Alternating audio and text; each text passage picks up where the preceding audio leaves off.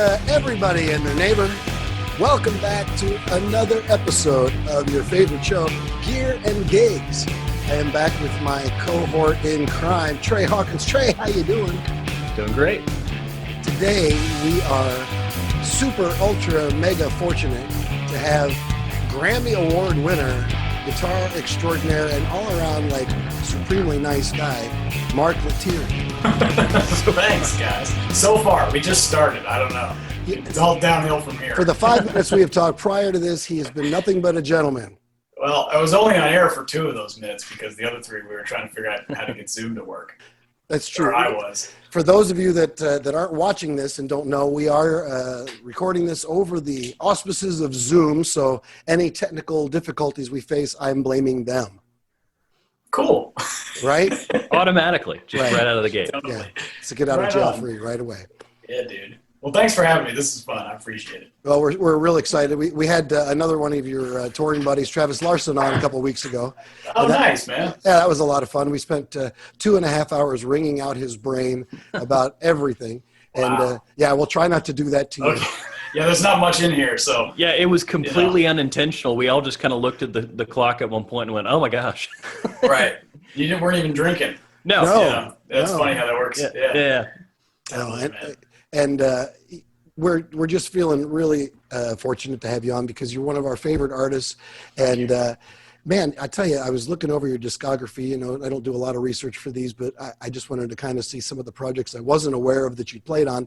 Mm-hmm. And I think it was all the albums that have ever been done. There was 75, 77 different albums on there that weren't yours that you've played on besides your own. Right. And I'm like, holy cow, this guy has gotten around. Yeah. I mean, it's been those. It's not everything, but it's a lot of it. It's a lot more R&B and rap and that kind of stuff than I was aware of, and that's really cool how you've bridged into that whole genre.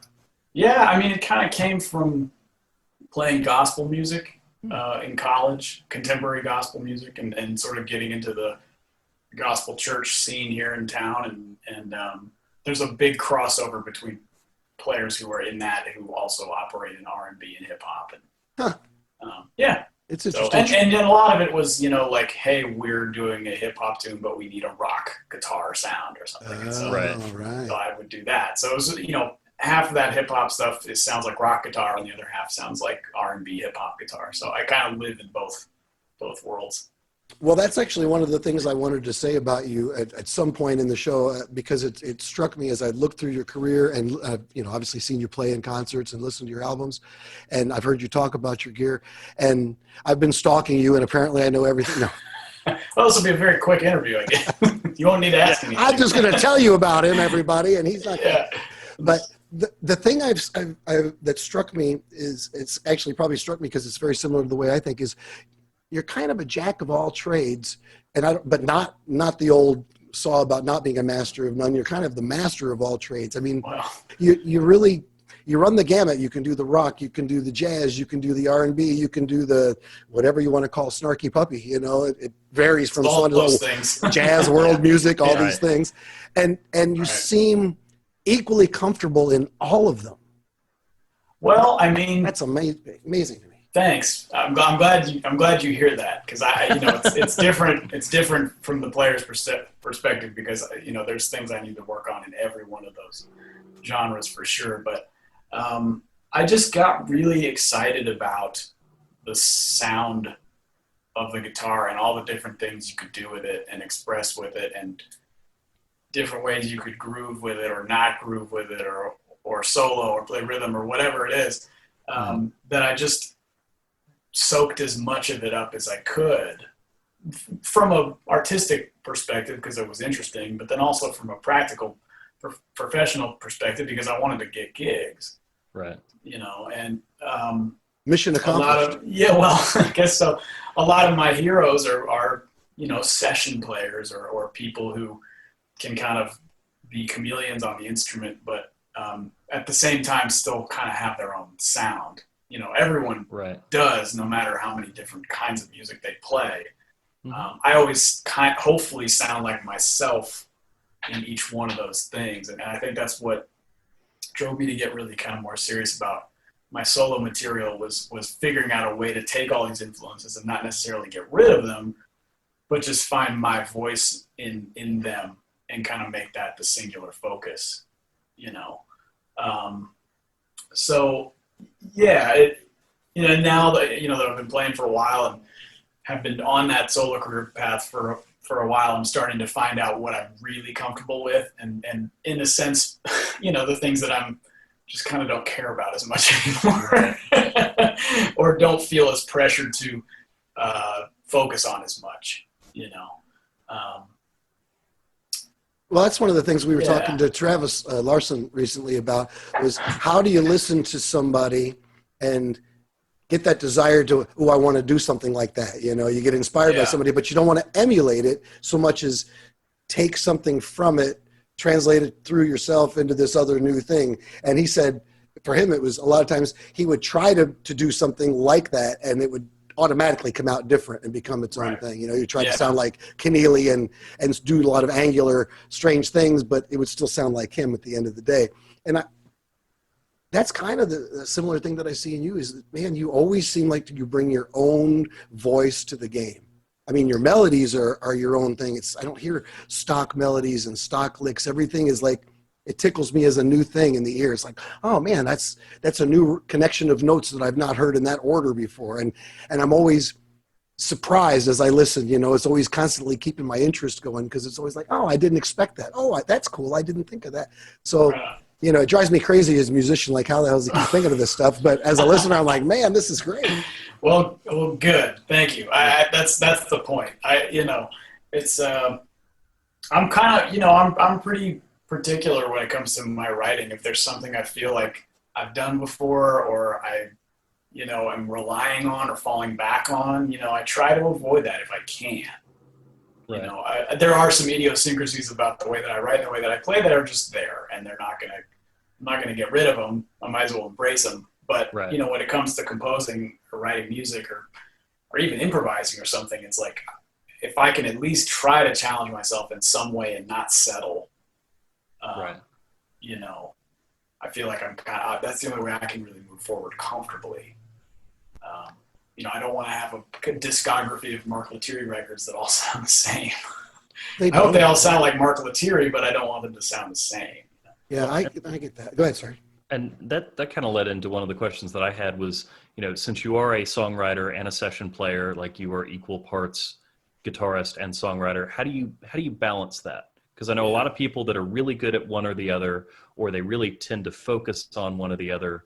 But just kind of your thoughts on being a guitar player that actually knows how to write songs. Sure. Well, I think it just comes from understanding songs to begin with. And I think, really, I think any session player who's really getting it done probably is also a great songwriter. They might not write songs professionally, but I bet you they have a really good hand at it because they're around it all the time. Right. Part of being a great session musician is understanding how to apply your crafts to making the tune better. Sure. Or making them, not better, but making the most out of the arrangement, making the most out of the production, making the most out of the composition. Mm-hmm. And it kind of goes the same, for writing a song. Especially with instrumental guitar music, it's like, you have a tendency to make everything sound like a guitar song. Right. But it should just be a song first, delivered through the guitar. Mm-hmm. That's a good way to put that. And so, and I'm not putting myself in the category with, Lukather or any of those guys at all, but, I try to be aware, like when I'm doing a session and I'm just there to play guitar, like, well, let's listen to the song. Like, what's this song about? Why do these chords work? What's this melody at? What's going on with the melody? What's going on with the lyrics? Like, the groove, all these parts that make up the song are important, and whatever I play has to kind of serve all that. And I put that same sort of thought process into writing songs, and it might not, I try not to, when I'm writing music, have the guitar save the song. Yeah. You know what I mean? Put it. Yeah, for like, sure. If the thing that's going to save this tune is a great guitar solo, well, that's dumb, because then that just means that the song isn't good. Right. You know, I would rather the guitar solo just be like a cool thing that happens for 16 bars or something, rather than like, oh, I can't wait till it gets to the solo. Oh, the solo's done. All right. Well, how much is left until this is over with? Right. So, yeah, I guess I never really thought about it as two different things, because when you're doing sessions, you're composing too. You're just on a micro level. You know what I mean? Like, you have to play a good part. You have to come up with a cool part. That's composing. That's writing. You're just only writing one thing. Right. And kind of adopting. I mean, I'm glad that you said that about like kind of having to listen to it and go, you know, what's the purpose for this within the song, as opposed to I am guitar player and now I will guitar in these measures. Right. And that, man, and I'm still, that's still a challenge. You know, I think for any musician, I mean, you know, or guitar players, for example, it's like, does the chorus need a guitar thing here, or just need a musical thing? Right. You know? So finding that balance, right? Well, so when you're writing things for your own stuff, are you? And I'm sorry, I didn't mean to go specifically down the writing hole. It just kind of hit me.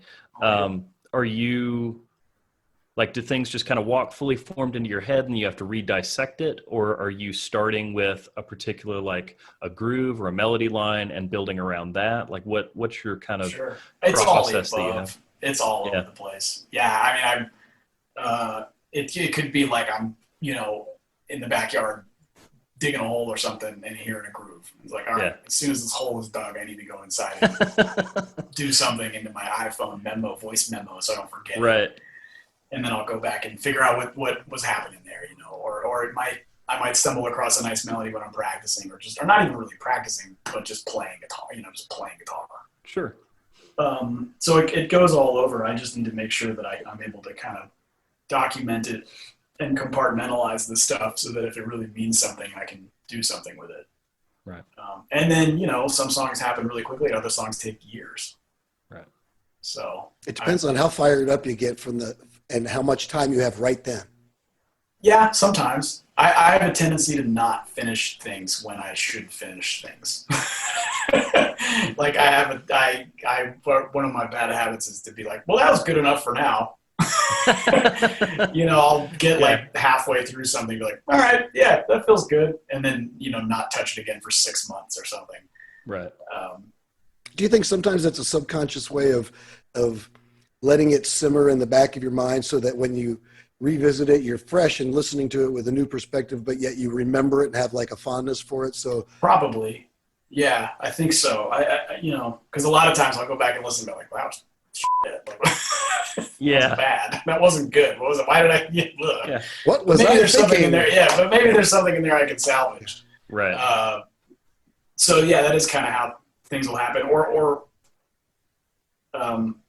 actually, that is a lot of the time how things will happen. You know, I'll have an idea and I'll get almost done, and I'm just like, I don't know about this, and I'll leave it for a long time, come back and take one part out of it and start a whole new composition. I don't have a process really. I don't. You know, it's interesting because I'm not at a point. We can get real here. I'm not at a point in my career where I just have like a writing period. You know, it's like I have to work. I have to do sessions. I have to do gigs. I have to teach. I have to do whatever, you know, to be a working musician. You know, one day, it'd be cool to be like, okay, for the next 6 months, I'm just gonna go into a cabin in the woods and write a record or something. You know, like that's great. If you could do that, that's awesome. I was about to say that's the dream. Is the isolated, you know, right? Or like, you know, as we all sit in isolation. Yeah. Or you're right, exactly. You know, you see the documentaries of these famous bands, like we rented a house in Tahoe and set up a studio and wrote the record. And I was like, wow, congrats. Like, that's really cool. I want to do that. Must be nice. But yeah, you know, I got, you know, more power to them. Yeah. Right? Rent 2 houses. You know what I mean? This is our living house and this is our creative space. And this is just for beer pong, yeah. Yeah, they're on opposite ends of the cul-de-sacs. We bought the whole block. Yeah. Yeah. Well, We tracked the kick drum in this house and then the snare in this other house. Well, I just felt like the gonna be a natural great reverb with the vaulted ceilings really gave me the tone that I've always been looking for. And you're For just this like, one chord in this one song. Oh my gosh. Like, Yeah. Right. Yeah. Like, we got GarageBand. All right. yeah. I remember watching the documentary that 30 Seconds to Mars did on one of their records that they were recording. And they're like, and they did, like they rented a house like that, but they were going out and getting drum samples like from around the country. Wow. It's like, man, that's the coolest thing ever. That's awesome. Yeah. Like recording the drum somewhere and Or just like the drummer was doing those, I don't know if they're Japanese or Chinese, the huge drums where they have the two the taiko mallets. drums. Yeah, like taiko drums. Yeah, doing Japanese. those like on location somewhere Oh, that's awesome. on like the top of a hill in a cathedral thing. And yeah, like that level of detail is, just the coolest and most inspiring. I can imagine what the mix sessions are like for that. The singer's like, no, we need more vocal, but then we're not going to be able to hear the taiko drum in the background. Well, you guys need to work this out because they can't both exist in the same space here. So Right. we have to punch in that one note, so we have to go to Tibet real quick. We back next week. Go climb to the mountain and have this one particular monk has to go hit that thing again. We lost the bass player. How? A mountain climbing accent trying to cut this one note. It's very Spinal Tap. But we got the scream as he fell, so we're going to use that as the edge. Perfect. Yeah, right. Amazing. Well, the one thing that I can say about your playing, as opposed to a lot of players, is you never seem like you're showing off. You always seem like you are playing for the song, but not in a diminished, I'm holding back kind of way, as I'm really doing what the song needs, what the listener needs. I love that. I really respect that. And you seem like a happy guy, and it seems like there's joy that's always coming through. And that's so cool, because you don't see that in everybody's playing, and that's really hip. Well, I'm there to serve the composition. I'm there to serve the other people I'm playing with. I'm there to make sure the people that bought a ticket have a good time. Right. You know what I mean? It's at the end of the day, this is the entertainment business. For sure. I mean, it's art, of course, but like you want to have a good time. Like if you didn't have a good time, then I failed at my job, So I've always thought that like if I'm seeing a band and they look like they are happy to be there, it makes a world of difference. Right. Even if they're going through terrible things and they're just, whatever it is, if at least there's some kind of, and it doesn't even have to necessarily be like overwhelmingly positive energy, but just something that makes me feel like I'm part of what's happening. That's one of the things I always liked about Van Halen versus their contemporaries at the time, because you'd see a lot of these guys are acting all tough. The Joe Perrys, right, are out there looking very tough and menacing and mysterious. And clearly Eddie was just having a great time, just smiling. Well, it's kind of different for everything. I mean, like guys like Eddie or like Joe Satriani or, any Jeff or any of these guys that are like, or Luke, they're all like looking like they're really having a great time playing guitar. Right. But then you got someone like James Hetfield who looks like he'll punch you in the face, but it's still just as awesome. Right. Like, oh my gosh, this guy's good. He's going to steamroll everybody. Like, it's just about energy. I think that's really it matches the energy of whatever they're putting out. Right. And even, because even sometimes like if you see I remember seeing Pat Martino when I was a high school kid. And I think it was I was probably 17, 18. And, he stands in one place and just kind of closes his eyes and kind of just does this for the whole gig. But whatever he was playing was unbelievable. Like the whole package kind of fit. Like his aura fit the music. Like you were saying, like, I don't need him jumping off the amplifier. Right. It's like, I think as long as what's on stage is fitting the music that you're watching and creating that kind of symbiotic energy, it's going to be entertaining.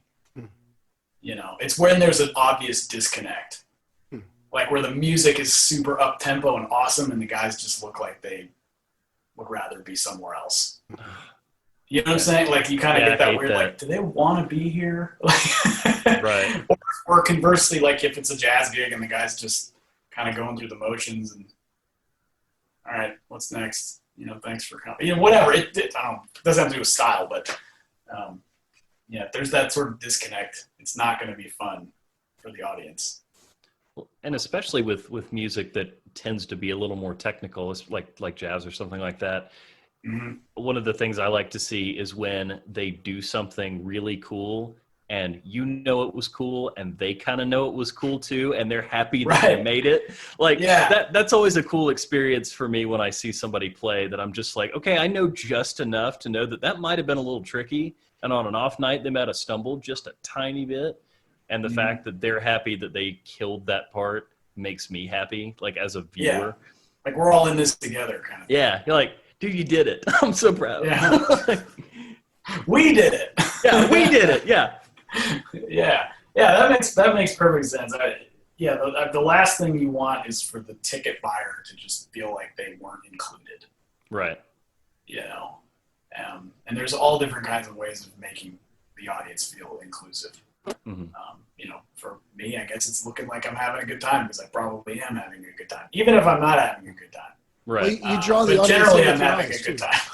Yeah, you can look at them too. Yeah. Or are you just saying that I have nice eyes? No. Because that's very kind. Thank Well, you. you do. They're kind of small and you can't really see them because I'm wearing the hat. But I don't want to It's step kinda on my dark. daughter's crush here, so you know. Dad, Exactly. good dad. But no, you do. There's a lot of players that they'll talk and they'll rap to the audience in between, and then they start playing, and they're in their own world now. And you never seem like you're in your own world. You seem like you're with us in the concert, and that's very cool. You know, I mean, Neil Peart's one of my favorite drummers, but he never seemed like he was there with the audience as much. You know, he was always like, because he was behind 400 I was about to say, he's literally has a wall built around him, away from the audience. Be back there, Neil. Yeah. He's writing about Ayn Rand. Clearly, he doesn't want to be included with the audience. That's a good point. Good point. Yeah. No, I get it, man. I get it. Well, what would you say? We'll say in recent times, you know, one of your more memorable gigs. Since we'll focus on the gigs a little more than the gear. What are some things that have kind of stuck out to you that where you had the most fun and or had the best experience with the crowd? Last time I saw you was at the X Jam at was it the X Jam at NAMM? This past one? No, Elements of Sound. Oh, that's what it was. Sorry, yeah. That was great. Yeah, that was a really fun show. I mean, we'll talk about that. I mean, that was a great gig because everyone that was on that stage, like, I'm a fan of, you know, and they're just because they're so good at the very, unique, specific thing that they do. And I thought it made for a really cool night because all five of us didn't sound anything like each other. That's true. Was that the one with Josh Smith, or was that a different one? Yeah, it was Josh Smith, Andy Wood, Ariel Posen, Phil X, myself, and Andy Timmons played too. And I mean, there's maybe some similarities between us all, but very different kinds of players. And the rhythm sections were all insane. I love that. Hearing Gary Novak play, or Travis Carlton, or my guys, Wes and JT.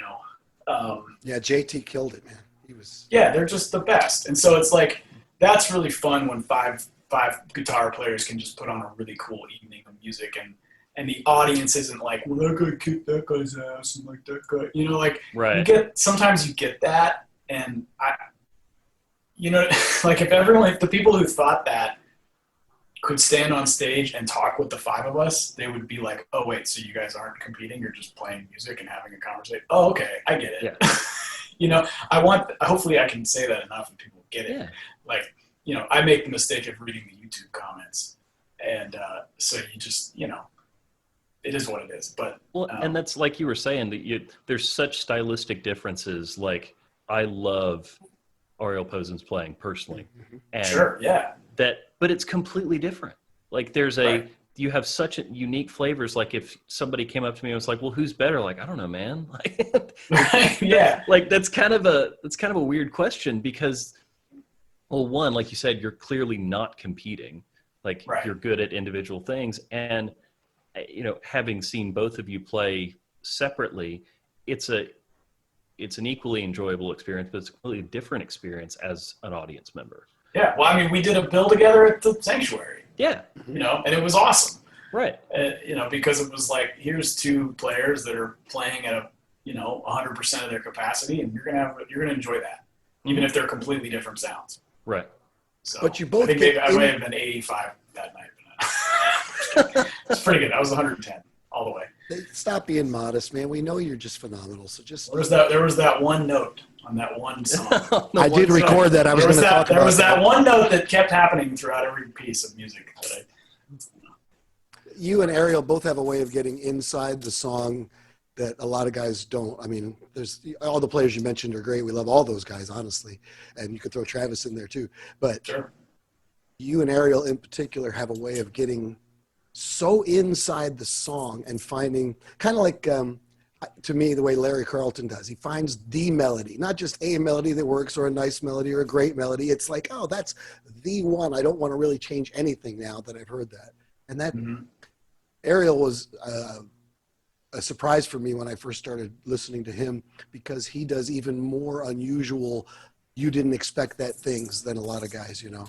And Sure. And I want to believe he surprises himself, but he never ever seems like he didn't plan on doing that. Right. Well, you know, I'll tell you what. Even if I work on something for 3 months, as soon as I try to play it in front of people, it comes out bass backwards. Like, you know, that's just natural. Yeah. Like, I'm not one of those. I don't know. Maybe I don't know if anybody's like this, but like, I think there's this myth that like if we practice it consistently the same way every time, that when it's time to perform it, it's going to be the exact same as the way we practiced it, and it never is. Steve Vai like, probably does that, right? He's probably I don't, you know, I don't know. I can't speak for Steve, but it's like, unless he's holding the concert in his practice room, right, with the same temperature and the same sweat on his hands as that day and the same pair of underpants, like, you know what I mean? Like, with the same life experiences that happened that day. Wow, there's in-depth interviews and then there's in-depth interviews, people. Exactly. Yeah. But, you know, that's the beauty of live music, man. It's like, right. It's the risk. Like, that's what's so great, is like the risk, like especially, you know, with music where there's improvisation, whether, you know, Sure. And I don't mean like just jazz. I just mean like anytime someone's playing a solo that they didn't recompose. Yeah, that concept of you know, getting up on stage or having somebody come join you on stage and going, I don't know exactly what they're gonna do. Like, right. And correct me if I'm wrong, but that's almost like a microcosm of what you were talking about as being a session player. You have to immediately kind of latch onto their energy and come up with something and go, okay, cool, he's doing this, so I'm already a few notes ahead, or kind of know where I'm going to go in real time, which Sure. the thought stresses me out, but I'm not nearly that good of being that kind of way. But that's the creativity behind that's just got to be the coolest feeling. Well, it's just fun to listen. Yeah. You know what I mean? And just to kind of absorb yourself in the song and in the moment and just see what happens. Mm-hmm. And kind of let that drive you, you know? So, I mean, that, you know, that's kind of one of those things where you get, you know, we're talking about elements of sound. You get 5 guitar players on stage. It's like, well, what the heck are they all going to play so they don't step on each other's balls? Right. You know? But everyone listens. If everyone listens, then it works. Right. So. Boy, that's the lesson a lot of musicians could really use to learn right there. Because Sure. so many Well, of you them are worried know, about it's what probably they because it's sound been like. told to me a million times. You know, so yeah, yeah, that's true. And you can be worried. You have to be conscious of what you sound like. Sure. But you have to be conscious of what everything sounds like. Right. You know what I'm saying? Like that's just the way it is, man. That's why I've always wanted to make sure that I hear everybody in my monitor mix, not just a select few or, you know, just the drums and bass or whatever. It's like I got to hear what the audience is hearing. Right. Because I hated coming off the stage and going, man, I sounded great. And people were like, oh, we couldn't hear you. Oh, really? Were you were, that's the worst. Or worse yet, you sucked and everybody goes, man, your guitar was so loud. Oh, no. Yeah. Or you hear in the talk back, hey, man, do you have the click in your ears? You know what? No, yeah. Can we just do another take? You know? Yeah. It's like the hey, where you at, bud? What you playing? Right. What key are you in? Remind me again. What key are we in? Oh, yeah, no, it's A. I'm pretty sure it's A. Yeah, we've all been there. A and a half. That's not even a thing, man. Right. Exactly.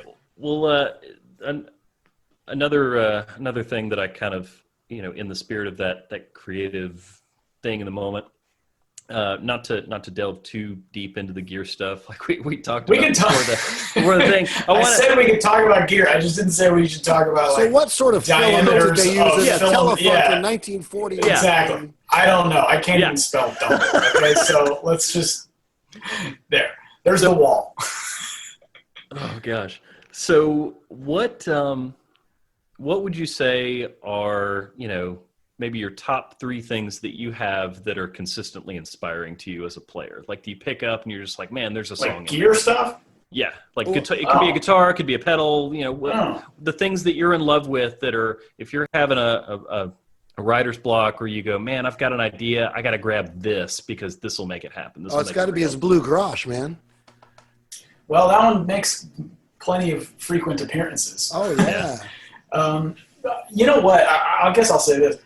Everything that you see here in this room, even though some of it you can't see, has a very specific creative spark to it. Gotcha. I don't really double up on sounds much in the sense that, like, every one of these carved top humbucker guitars sounds totally different. Yeah. Even the 2 PRSs that are technically the same guitar. Sure. One's a single cut, one's a double cut. But the pickups are, what I mean? Like, there's so many differences between the two. Mm-hmm. I know exactly kind of the sound, like what I need to do, which thing I need to pick up. Gotcha. And then, the problem is this. Yeah. There's some doubling up back there. We are familiar. Yeah. The pedal shelf, and then that's another set of shelves that need to sort of handle, because things are kind of on top of each other. But, I try to get the inspiration from the guitar first. Sure. And then as far as the pedals and things like that, I mean, I know, of course, there are some, like, really unique, wacky sounds that I know I will then come up with something unique and wacky. But then it's like, okay, what are we doing with this now? Now you've created this weird sound, and if it turns into something, well, you're going to have to figure out a way to use that on the song every time you play it. Right. Right.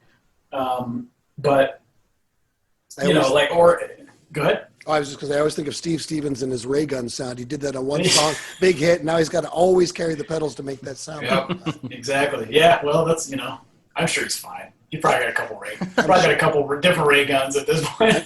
I'm sure the incredible fame and money has made up for whatever inconvenience his roadies have had to suffer hauling that around for him. But nonetheless, for having ray guns, he probably has a pretty awesome collection of them at this point. I'm trying to think. I mean, I have like sort of the stuff that sits on my board that is generally what I would bring to a session or a gig. Right. It's weird. I'm still, I know what my sound is or what I want it to be, but I'm still always sort of adjusting the faders, right, so to speak, to kind of tweak it, well, let's do a gear and gigs kind of thing to him. All right. Yeah. Okay. You've got a gig where Quincy Jones just called you up and said, yeah, I know, right? Well, cool. If it's hypothetical, let's go all the way, right? Yeah. Okay. All right. So Quincy Jones calls you up and says, Luke, if they're dropped out, man, I need you to come in. I'm just trying to throw a little gravy on there for you. Yeah. Awesome. You got to be here tonight. We're sending the limo to pick you up. You can only bring 5 pedals, period. That's it. Okay. What are they? All right. All right. Well, let's see. Can you give me a little bit more information on the back line that you have at your studio? No, that's No, the thing. You don't know. You don't know what they You don't know. Okay. have. He said, So- we got an amp. You'll be okay. Yeah, you have an amp. Okay. Yeah. I would bring my, I got 5. I would bring my Melody Overdrive, J-Rocket. I'd bring probably one more overdrive that has maybe more of a heavier gain sound. But it's You're hoping for Quincy, the beat so it. I You're don't hoping know. for the beat it. I get it. Yeah, it's Yeah. Quincy. But you know the story about that. When Luke originally recorded it, Quincy thought it was like too rock. He was like, "Man, I need to get this on R&B radio. Can you redo the parts with like less gain?" And so, because I think he had like quadruple tracked his Marshall for the original part, Yeah. but then he ended up just plugging through like a small Fender combo or something. So anyway, okay, so probably take the J-Rocket Melody. I want to find that probably original take- track now, though. We're going to have to see if we can find Well, it. I don't know if, yeah, right. Who knows where that is? J-Rocket Melody, maybe another, maybe a heavier overdrive. Now, Just see, that's to not have a it. pedal. A heavier overdrive is not a pedal, man. Well, you mean we which need one? an actual pedal. What are you bringing? Okay. And you don't have to own it if you don't There you have go. the one, that you want. Maybe a Borrow J-Rocket. mine. Maybe a J-Rocket Dude. I like that pedal a lot. I like the J-Rocket Guthrie Trap Overdrive. I use one of those two and my signature pedal a lot. Gotcha. The signature pedal is one of those things where you can get like just a little bit of breakup, or you can get it to where it sings real nice, but it's not like in your face shred Sure. machine. Okay, so that's 2 pedals. I think I would bring a volume pedal. Wow. Okay. Yeah. Maybe for swells and things like that, Probably a delay. What Um, delay? Probably a TC Electronic Nova delay. Interesting. Oh, those are They're kind of hard to find now, actually. Unsung They heroes. discontinued them. yeah. Especially now that you've said We that. have- People are going to be eBaying like crazy. Let's say Yeah. Brian O'Million has one that I think like the tap tempo switch doesn't even work on anymore. Right. It just won't get rid of it. Right. Maybe my Line 6 M5. Can I cheat and take a multi? Oh, man. Wow. Okay, so fine. Well, you didn't say that. You didn't I was say about the to say, rules. yeah, Okay. that's technically a loophole. We'll call that a safe. No, it's fine. I can do it without it. Okay. Okay, so we got a delay. We got the 2 drives. Yep. And a We got volume volume pedal. And a volume pedal is Yeah. 4, so Probably either a reverb or a tremolo.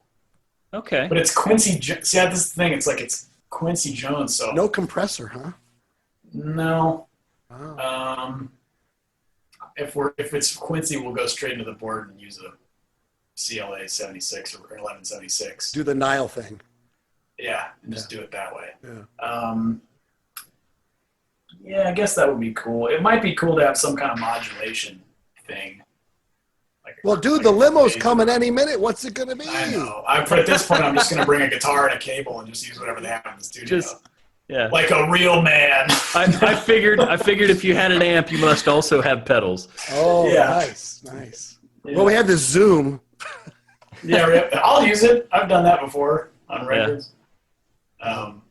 So, yeah. But, it's funny. It's like, okay, well, do we need to really use a space for a delay? Because they probably have that on in post, Mhm. Well, it turns So out they're maybe- recording on the top of a mountain in Tibet, so they're going to have plenty of reverb. wow. Well, I'll bring a parka.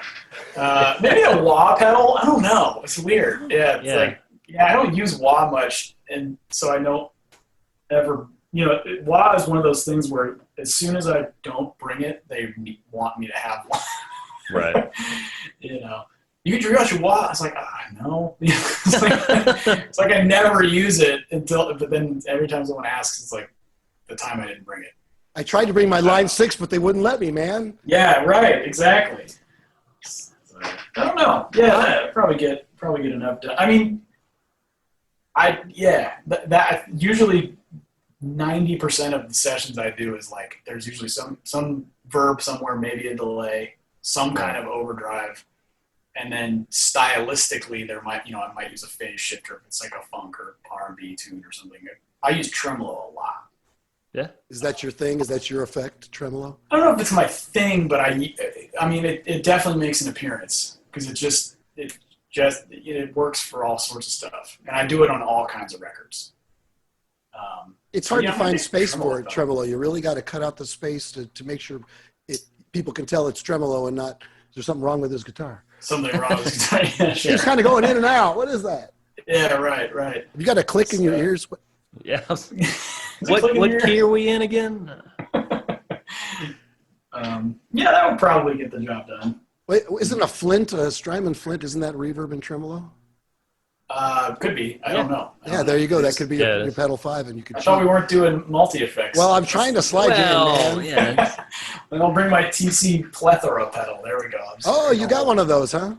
Yeah. You like it? Brian A Million hooked it up. Yeah. Oh. Well, he didn't hook it up like Hey Manners, but he actually literally plugged it in for me. Did all of the Yeah, he did the hard work. Oh. It's pretty cool. Yeah, I'm still kind of getting around it. You know, I like to there's some see things it. I would. Yeah, I love their stuff. There's some things I would change about that though. Oh yeah, That one. like Yeah. Well, it's the conceptually, it's a really cool idea. right. And very convenient and sounds good. I mean, the sounds are the TC pedals, and they sound. I have a bunch of TC pedals. They're great. Right. The user interface for on-the-fly adjustments of sounds is a little bit haphazard. Gotcha. You have to like hit a switch and then do a thing, and then do the parameter, and then do the thing, and then flip the switch back. It's like I'm used to just button knob. Right. So that I'm not super cool with, but.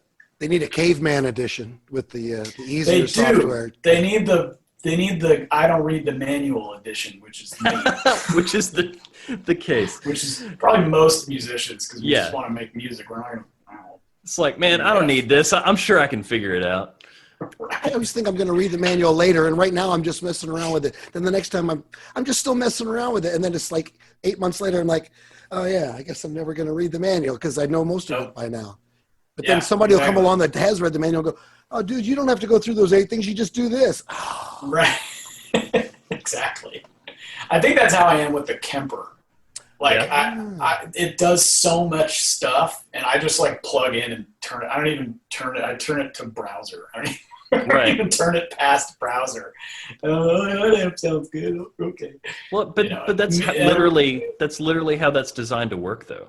It is good. Well, I'm glad I made it that, because I see all these other people on these forums, and they're like, and then I got this foot switch, which goes into that foot switch, which MIDI clocks to my drummer's wife's. Now, I do have mine set up to the librarian, and it's actually kind of nice. It's actually kind of nice. I don't even know what that is. What is what's the librarian? Basically, it's just a software program that catalogs all of them, right? So I've got 2,000, what are they called, profiles in there. And I've got like 1,000 in the machine, but that's too many to browse through. And in the studio, we're always going, let's change it, let's change it. So it's so nice to just be able to search by amp type or by who did it. Or you just you can type it in or something? Just type it in and search, that's cool. And it'll come up. And then you just double click on it, and boom, it's just in the Kemper instantly.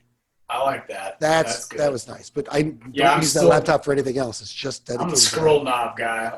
Same. But I have to tell people all the time, like when they're looking at them, like, man, if you don't plug into it and it's just like 98% there, just move on to the next profile. Because it's like, if you have to tweak it a ton, then it's really no longer what it was kind of designed for in the first place. I mean, that's why I fell in love with it for myself, was oh, cool. If I don't like that JCM, I'm sure there's another 20 that I can play. Next one over is, Yeah, totally. Same way. I mean, I use a lot of profiles from Michael Britt. Yep. And he'll send you like 5 different iterations of the same matchless or whatever, and so you don't even really need to change the tone knob. You just go to the next one. So we're doing a bunch of profiles here at the studio. Cool, man. So I'll send them to you, and you can let me know what you think. All right, great. That'd be awesome. What amps are you? Oh man, we've got like a 55 Fender Harvard. We've got a 2-Rock, a couple Mesa Mark V's, Mesa Fillmore. Sweet. Actually, I don't have any of those. Got a bunch, a whole bunch of different stuff. All right, wicked, man. Very cool. Thank you. Trey ended up using a couple of them on his project. Yeah. Sweet. Yeah, the Fillmore one in particular is just... That's a great amp just in general. Right. That was what I get a lot of people asking about those Martin Miller session videos. That was the amp I used. And that was Fillmore 50, It was an Andy Timmons video that convinced me to try the Fillmore. Him demoing the Fillmore. I'm like, Man, that is the tone right there. Yeah, And they sound really good. yeah, oh yeah, yeah, very satisfying. Yeah. Oh man. So on your last session, since we've asked you what you would take to a hypothetical session, on your last session, what pedals did you take? Trying to think. Well, I took my board. I just took my pedal board. Okay. And ended up using 3 of the sounds. I was recording for a friend of mine, bass player named Ben Bledsoe here in the area, and he wrote this kind of like funk disco song. And so I played 1985 Ibanez Roadstar. Oh wow. Nice. Yeah, Wow. I wanted to go way back. Yeah, for and sure. because it's got a really kind of unique period correct sound. Sure. That guitar does. It's in the case actually, left over from the session, which I got on Reverb.com. It was from a guitar shop in Imperial Vintage. I think they were in LA or Hollywood or something. Anyway, so not an expensive guitar at all. And then I brought the pedal board. I think I used a little bit of chorus for my M5.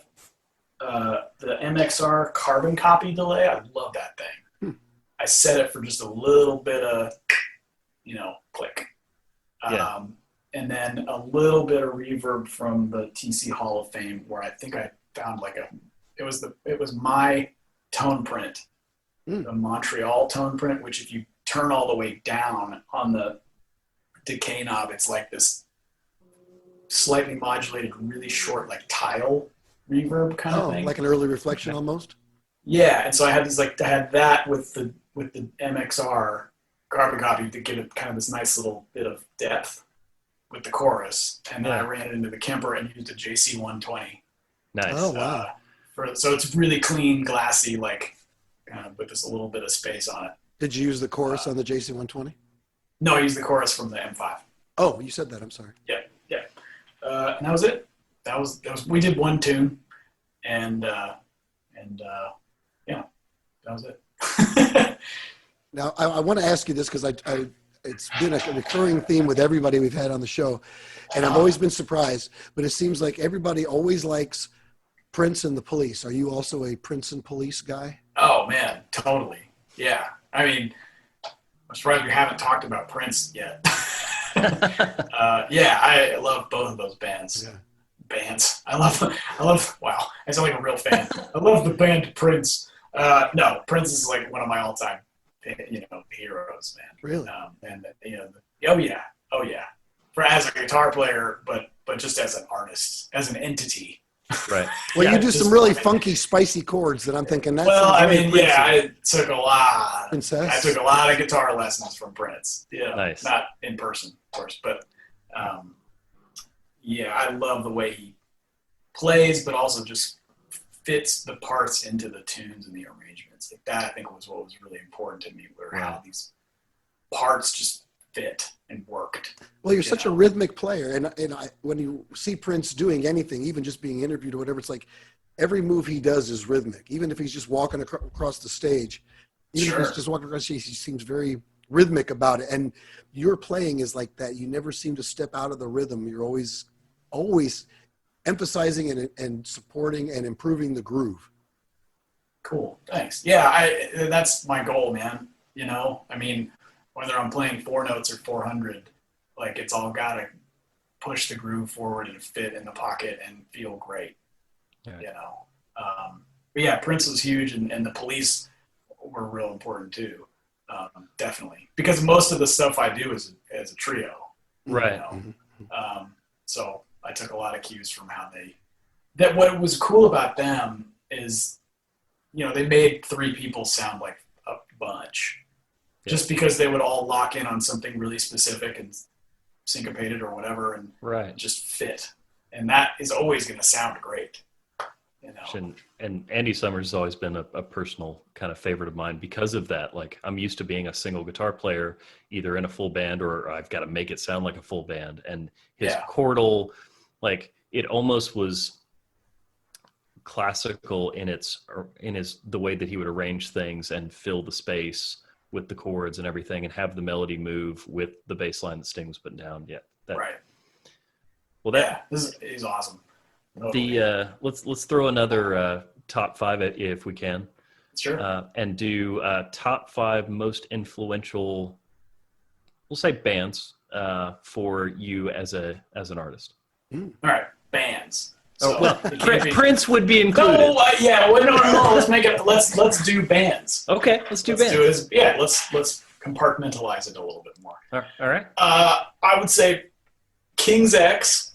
Yes. I would say Steely Dan. Yes. Yeah. 2. Van Halen. Yeah. Awesome. Bands. Huh. Oh. Now he's saying bands like it's the problem. Unbelievable. Now I'm thinking solo artists. Okay, hold on. We're gonna get there. Bands. Dang. You can still say the Police, I guess. You know. Yeah. Okay, here we go. The Revolution. That was Prince's, or the New Power Generation. There you Oh, go. now which Prince's is it, man? Bands. I don't know. They're very different sounds. Yeah, Very different. Revolution. Sounds. Probably. But Yeah. the New Power Generation was killing, man. One of my favorite records ever is the Gold Experience by Prince and the New Power Generation. And yeah. Anyway, but I think New Power Generation was also on like Diamonds and Pearls, and I think that wasn't the Revolution. I don't think. Who did Musicology? Well, that was, I don't know what he called that band. I don't either. That was a great show. It may have been NPG. I think NPG, New Power Generation, became NPG, and that was sort of I think the Revolution was really just like the 80s Purple Rain kind of leading up, Dirty Mind, Controversy. That was the Revolution band. So maybe that would be the band, because I love all that super old Prince stuff. But bands. He's running afoul of his own stipulations. Well, these are these questions that you rehearse in your mind a million times, and then someone asks you, and you're like, Wait, can I look at my iPod? Yeah, well, I'm actually thinking about holding up my iTunes. Let me get the last 2 later. We'll come back to it. Okay. All right? Terrible. Copping out. Yeah. Man. It'll hit you, and you'll just be like, oh, Exactly. yeah, this one. I will interrupt you immediately. Yes. But, yeah, I mean, like... We're going to call at 3 a.m. Earth, Wind, and Fire, man. Earth, Wind, and Fire. I mean, I like Earth, Wind, and Fire, but, they didn't change... Yeah. I don't know, whatever. They probably will. I should just go listen to everything they ever did, Well, dude, you've definitely got some Earth, Wind, and Fire in you, whether you know it or not. Well, I know yeah, it's been in there for sure. Yeah. That's they're one of those, yeah, they're in there as an influence for sure. And you just did that Easy Lover cover. Yeah. Well, Philip Bailey. Yeah. Yeah. Okay, fine. Jimi Hendrix Experience. I'm scrolling right now. You guys can't see this, but What a cheater. right. Maybe Parliament Funkadelic. Oh, there you go. Maybe, we could put the Police in there, because I could listen to the Police for a long time and not get bored. Right. Do you like Sting on his own? I do like Sting on it. See, that's the thing. A lot of my biggest influences are solo artists. Like the Jeff Beck group, or Right. or Sting is solo. Yeah, Joe. I mean, gosh. What's Heck, half the people that played in Steely Dan are like personal solo artist influences of mine. Right. Toto's really cool. I like Toto. Oh, yeah. That's good. Toto's awesome. Yeah, Van Halen. Guns N' Roses. I mean, maybe put ZZ Top up there. I don't know, man. This is tough. This question sucks. Let's do another one. It was supposed to be. I should have just said no. Pass. Yeah. Pass. Yeah. The James Gang, but also Joe Walsh. I don't know. Thin Lizzy. What the heck? Tony. Wow. I'm trying to. Yeah, I'm thinking. Nothing for I've been on grunge, this, like- though. I thought you'd mention a grunge I band mean- somewhere. Well, King's X invented grunge, didn't they? Whoa. Isn't that that's like the hot button issue? It's like, I don't know, they were drafty and that's for a a lot of people. That's a whole other podcast. It's been quoted. Jeff Ament from Pearl Jam said that they Really? invented grunge. Yeah. Interesting. Oh. Yep. Huh. I mean, that they are a very important band to me. Sure. Because I'll tell you why. Because I love heavy music. I love Pantera and Metallica and Megadeth, and these heavy bands, and King's X wasn't really that, but they had this heavy aggression. Yeah, it had the riffs and the power, but they had harmony and soul and groove and all these other things that I love from R&B music, and then the Beatles harmony stuff. It's crazy. It's funny. I didn't mention the Beatles, but I don't. Or Zeppelin, or Pink Floyd, or. You know what, man? Like, oh God, here come the comments. Like, those bands are all very important, right. Absolutely. But I don't know if I had a phase where I was just like super into them. Right. Like, I know the material, I know the music. Right. But they were like classic rock radio bands. Yeah, for sure.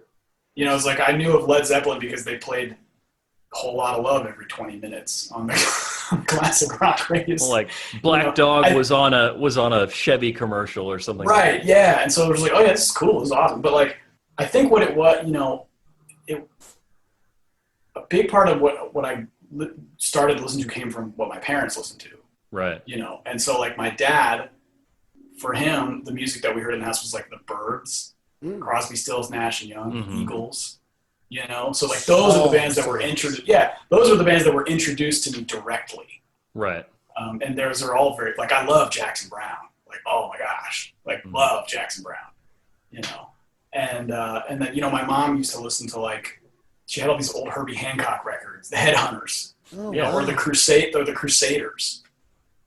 Like these were bands that were introduced directly to me that I didn't just find on the radio or something. Like I sort of found Led Zeppelin on the radio. They were like the radio classic rock band. And of course they're amazing and I love them, but like, I don't know if they're like a top 5 all time for me personally. So I'm not hearing any jazz names come up. Well, I said, Steely Dan's jazz to me. Okay. Jazz, but are we saying bands? Yeah. What are we talking about now? Is it still band?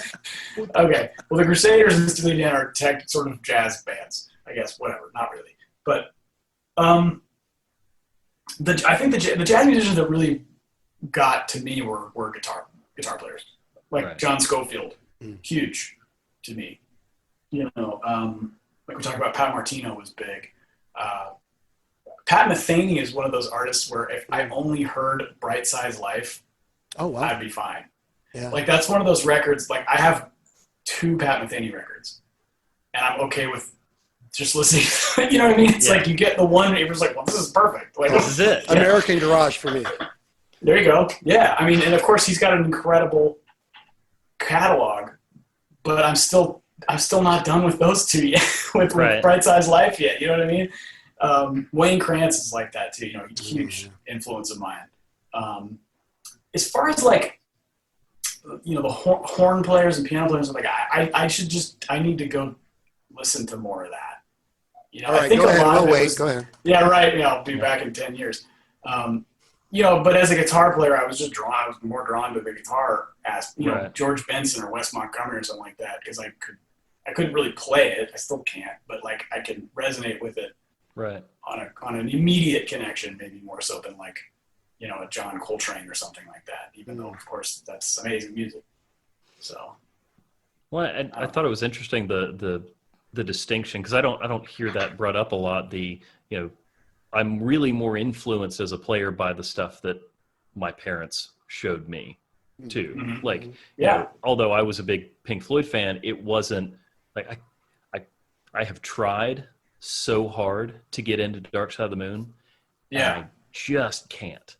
I get it. My wife loves Pink Floyd. Yeah. Like I'm just like the opinions of Trey Hawkins do not reflect the opinions of the management.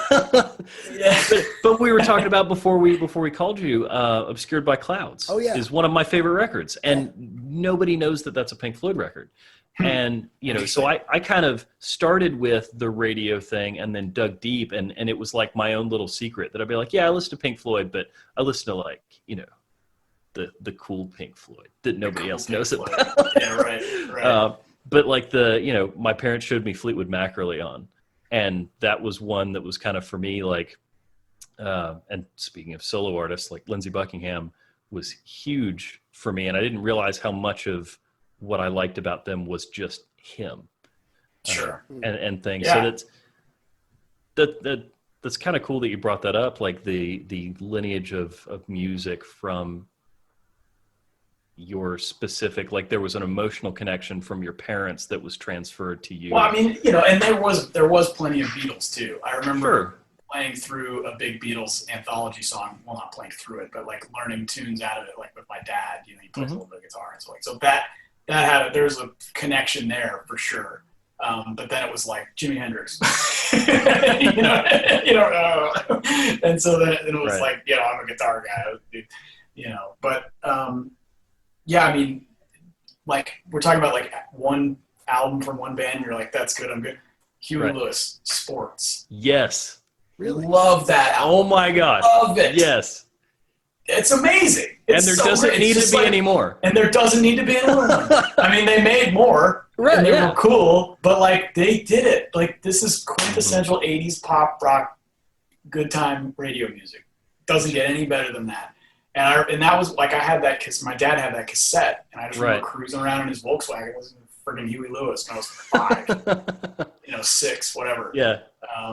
And heck, that record, the Top Gun soundtrack, was like big in our house. So I knew Steve Stevens was way back. Harold Faltermeyer, Kenny Loggins. Kenny Loggins. Yes. Yeah, I mean, and what's kind of cool is like going back now and like on Danger Zone, I think that solo is Dan Huff, right? Oh, I think you're right. Maybe. I don't know. So like that's cool. I'm gonna check it. But like as a professional player now, I'm looking back at all these glorious '80s sessions and being like, oh yeah, that was so and so, and stuff that I just remember from my childhood. Right. That's That's what people will do about you in 20 years. Well, I hope I They'll be looking back on the 50 Cent album or the Nelly and be like, who was that? Who have I been digging to? Oh my God. Dude, it was Dan Huff. Yeah. On Danger Zone. Song kicks ass, man. Yeah. Which I love the like kind of, I don't know if you've noticed, but like the almost 80s pop revival that we've got. There's some on. of that. Yeah, a friend of mine sent me a tune from the 1975. Yeah. Mm-hmm. And I was like, wow, like this is like, yeah, it's like it's like they went back in time or something. So if you like them, check out, there's a group called the band Camino. Oh yeah. Yeah, I've heard the name. Cool. Okay. Love that band. Yeah, and the record they cool. just put out it felt like to me, I mean, even though it's new, it came out in 2019 or 2020, but it felt like that same kind of Huey Lewis kind of the outfield. Oh yeah. Nice. That, and it just gave me that feeling of like, oh man, this is so cool. Cool. That music just kind of naturally has. So yeah, if you're hunting for stuff to listen to, and it's got a lot of cool guitar effects, and they definitely play around on it a lot. But see, this all jives with your happy joy thing that I feel, happy joy that I feel with you, that the 80s were such a happy music time. It seems like there's so much happy music, and you get to the 90s and it became much more not so happy. Yeah, well, I mean, I definitely, because I started learning guitar in the mid 90s. I don't want to say my age, but so like that was still all over the radio, and it was like Soundgarden, Smashing Pumpkins, Stone Temple Pilots. Yeah, still do. Still think they're highly underrated. To me, they were kind of like, I thought they had a lot of Led Zeppelin in their sound. Yeah, definitely. The way a lot of their especially the guitars and stuff were arranged, it was very Jimmy Page. I loved them. I loved Soul Asylum. I loved the Gin Blossoms, So I definitely had a 90s rock. I could still play a lot of that stuff too. We do a fun thing when the guitar players of Snarky Puppy are just wasting time in the studio. We just like try to stump each other with different 90s riffs, and I always win. So that's awesome. Yeah. So. Well, it's like we always sound check with 38 Special, just because. Which one?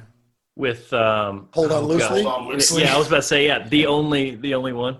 Well, they were all kind of the same chord progression. I was about to say, like I'm like trying to think, like, wait, is that what we're doing? Because it gets to a point where we're just kind of morphing it into something else that is just kind of this ambiguous 38 Special. It's not really any particular song; it's just all of it. I love it. But yeah, I mean, the 90s, they're a great band. Yeah, I loved a lot of that Southern rock stuff too, man. I loved Leonard Skinner. One of the most amazing, as a 16-year-old, musical experiences I saw was seeing Leonard Skinner and ZZ Top at the Oakland Coliseum. That's a guitar show. Yeah, it definitely was. And Skinner opened for ZZ Top. And Skinner ended. This was like, I think, some of the guys were still alive, at this point. Like, I think it was the original piano player. It makes the show better, man, when the band is still alive, I'm telling you. Well, I mean, I'm just saying, like... Yeah, the original band. Yeah, part of the original band. But like, Gary Rossington was playing guitar, and, like, so it was really cool. And Leon, the bass player, was still there. So it was like this big event, and they played Freebird, and I, like, lost it. Yeah. This was in California, so it's like you're not supposed to like Leonard Skinner. Southern rock has no place in the Bay Area. What the heck? Right. But they filled that place up. You know what I mean? And so I've always wanted to go to a Leonard Skinner concert, and like before they even start yelling "Freebird" just to see what happens. Right. I don't know if anyone did. I think they all kind of respected it. Like, they knew they were going to hear it. You know, so it was like, we're not going to say it. You don't have to ask for Freebird from Leonard Skinner. From Leonard Skinner. That's the only. And it was, it was this big. They had like I think there was an eagle on the piano with like an American flag. I was like, I love my country. And I was 16. ZZ Top gets on, comes at Freebird. Right. So then ZZ Top came on, and they were just so cool. You know what I mean? I was just like, these guys, there's three of them. They're so cool. Like, I wish I could be that cool, but I'm wearing old Navy jeans, and an Abercrombie sweater or something. I saw Kansas at a rib festival in St. Pete, Florida. Like, nice. and I'm watching them, and I'm looking around like, does anybody else see this? Like, how cool is this? And nobody cared. Like, it was like me and a few other people that were like just. But then they play "Carry On Wayward Son," and you're like, "Oh yeah, hell yeah, man! Hell yeah, brother! I know that song. I know these guys." Yeah, dude. I remember I saw Def Leppard here in Fort Worth. They love those guys. Baseball, LaGrave Field, and I snuck in. My friend and I hopped the fence, and I was old enough to know that I was a childish thing to do, but I still did it. And so I bought a T-shirt because I felt bad. So I wanted to support the band. So I don't know, man. That's pretty rock and roll. $40 T-shirt, yeah. I think the T-shirt was more than I don't know how much the ticket price was, but we hopped the fence. So I bought a T-shirt. Yeah, you'll date yourself with a concert price, man. Don't say it. Yeah, right. But they were kick-ass. That was, I used to see a lot of concerts. That was just what we did, me and my friends did with our lawn mowing money. We would say, go get lawn seats at Shoreline Amphitheater and see Metallica or Aerosmith or, we saw everybody there. We saw B.B. King. We saw Santana a couple times. We saw the Red Hot Chili Peppers. We saw everybody. Yeah. That was what was cool about growing up in the Bays. And get great bands would come through and play the big arenas and everything, Which is, I guess it's like here, Dallas a little bit. Let's say I feel like, because I don't think we're too far apart in age, but like I feel like there was in like late 90s, early 2000s, it was just a good time to be able to see music.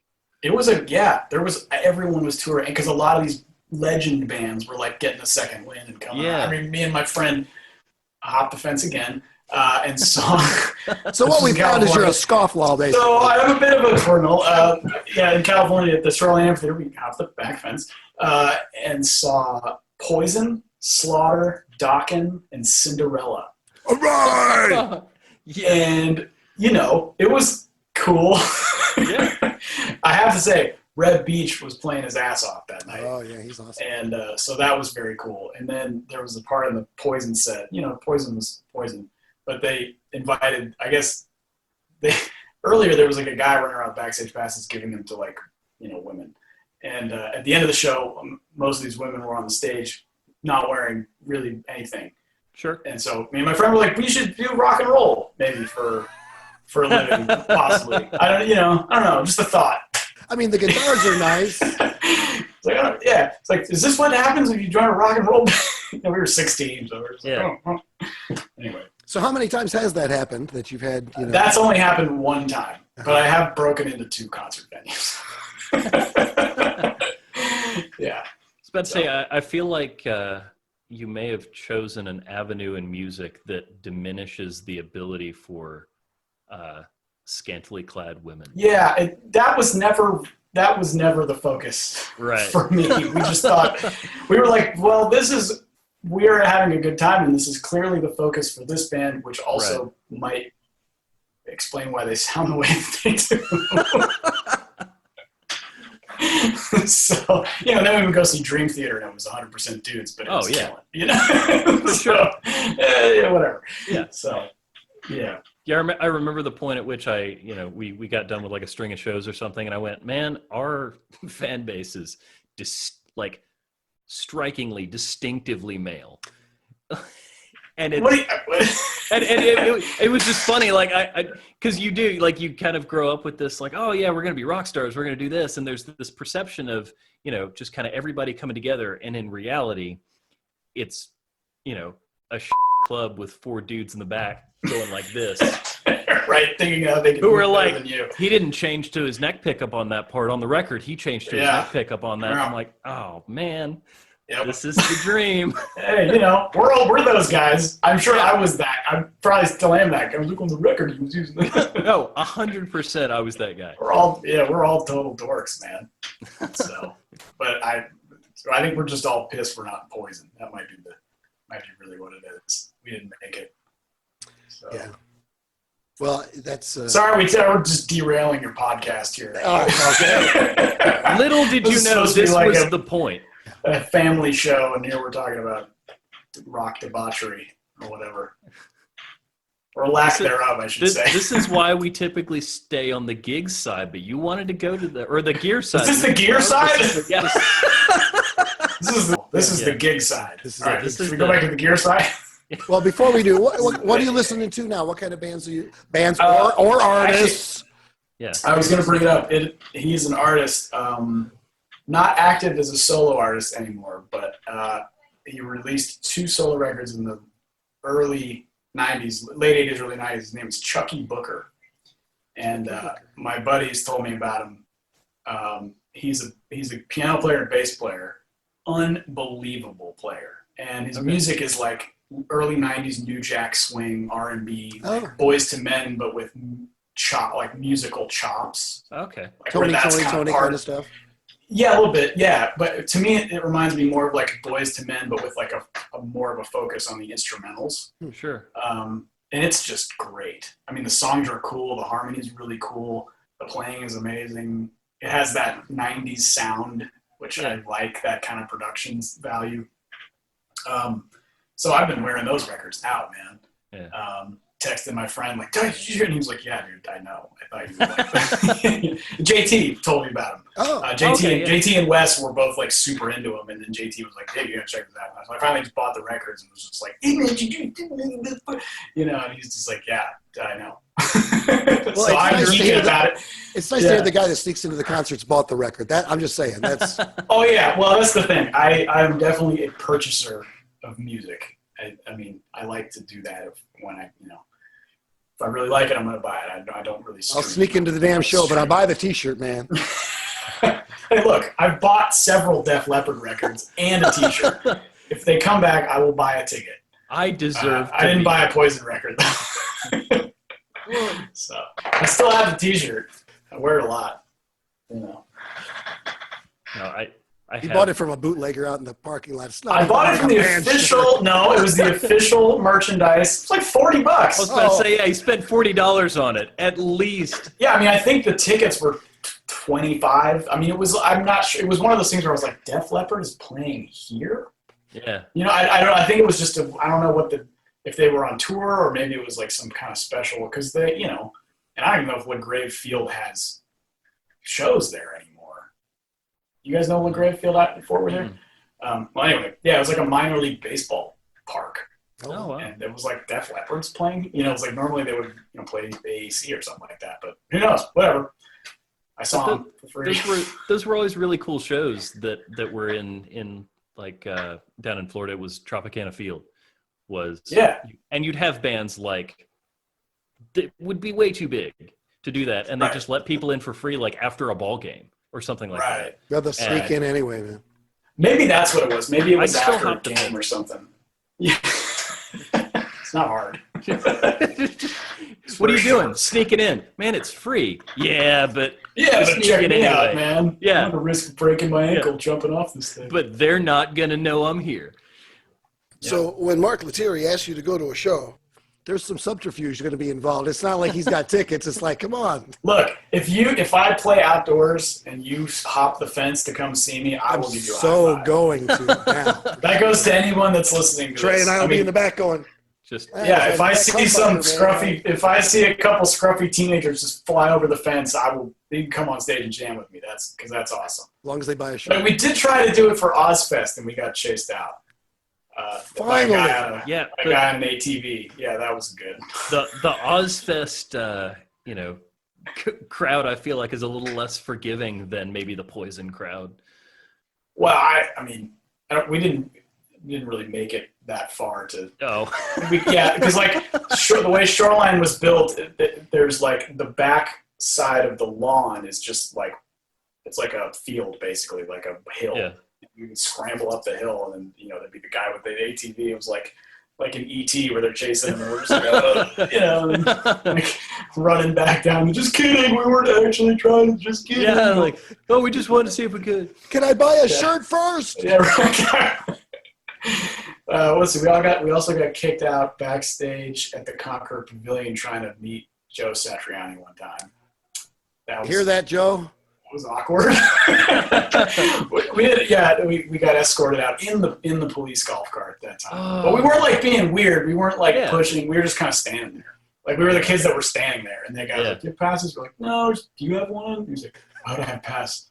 I don't know. Do you have one? And we're like, "All right, you guys need to leave." So 20 minutes later, we walk up. It's you guys again. Yeah, did you get a pass? Do you have one? No. Okay, get in the car. We got we were harmless, but anyway. Yeah. Wow.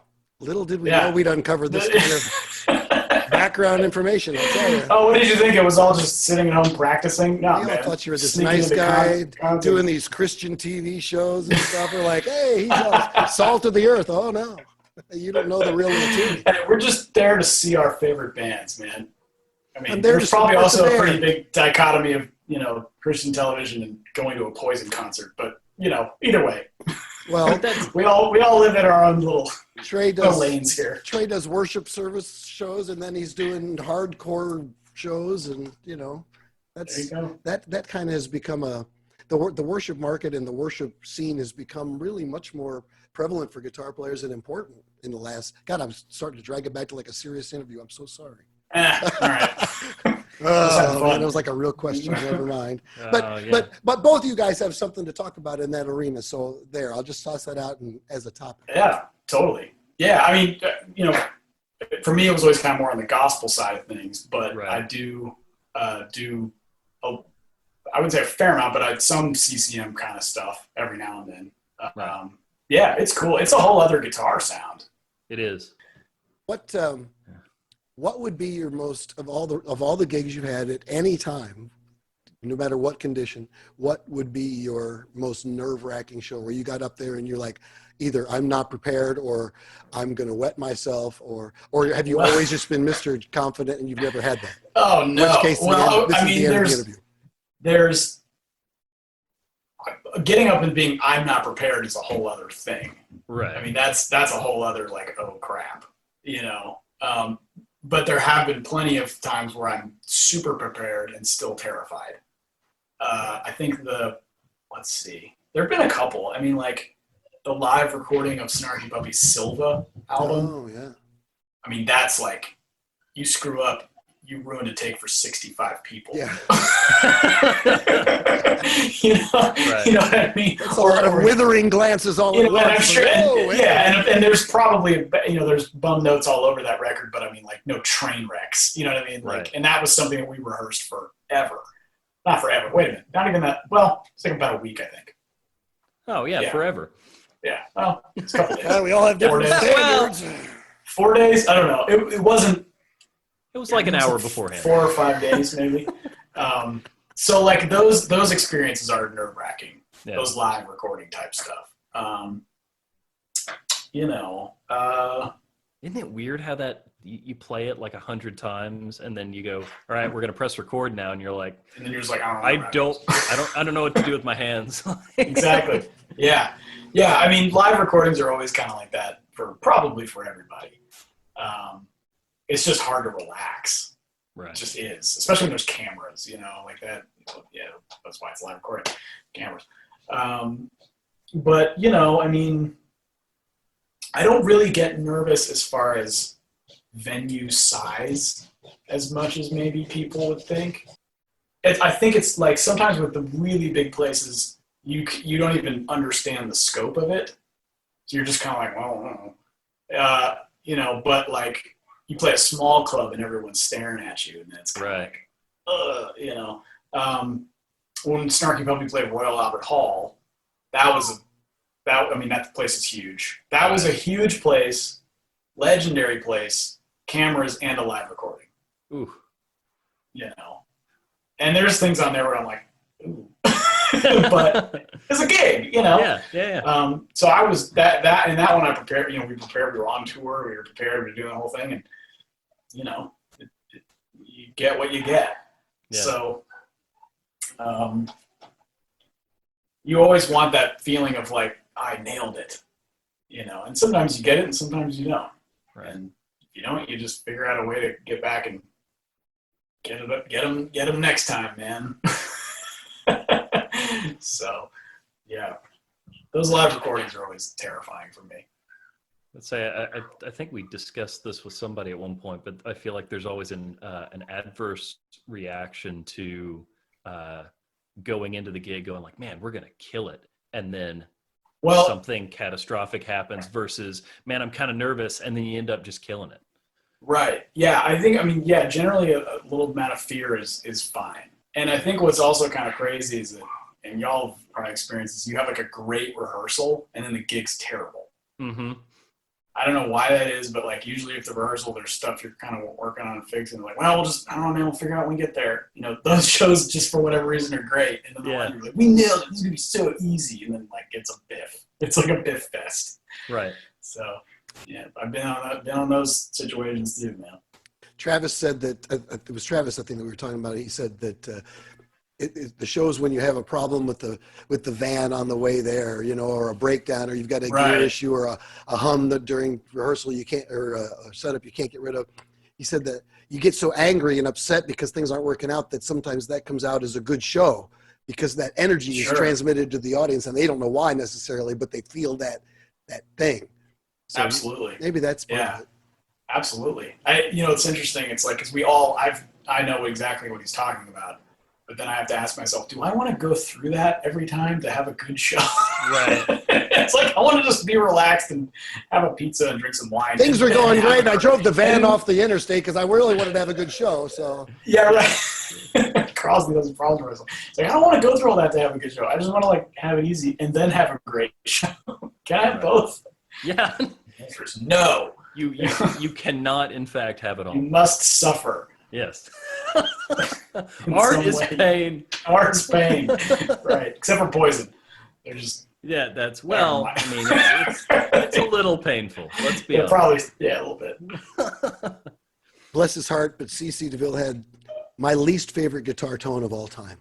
Hey, you know what? He did his thing, man. I said bless his heart. I said that up front. That's the Texas way of saying, with all due respect, it lets you off of everything you say after that. Oh man, we love you, CeCe.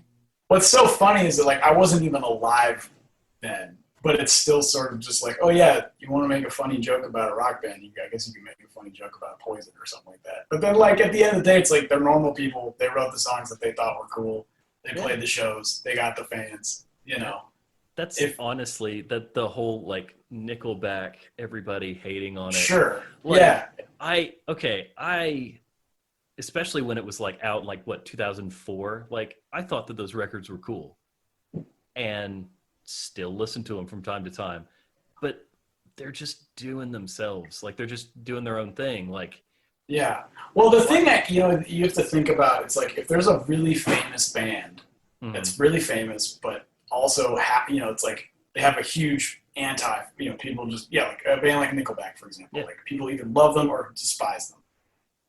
The fact that they're famous isn't taking fame away from your favorite band. right. You know what I mean? Well, it's not a At least- competition, like you said before. Yeah. Well, it's like there's plenty of success to go around. Yeah. Like you can have Nickelback be famous, and you can have this other band that you love be famous. You know what I mean? Right. I guess I'm not behind the doors of Clear Channel. That might have something to do with it, but you know what I mean? It's like, I mean, there's probably some animosity just because, like, you go, oh man, these dudes are just playing these super simple songs and they're super famous, but Right. somebody like I don't even know what a contemporary of them would be that is super technical, but the techie bands or the bands that are more musical in the technical aspect, may not be as popular. And I guess, yeah. There might be a little animosity because of that, but again, it's almost never the other bands. It's always like the fans of the other bands. Yeah, I mean, I guess there's the argument to be made that, like, certain bands are sort of made famous by like a corporate advertising machine. And I think people are like, if people were just more exposed to my favorite band, then they would like them instead of, Right.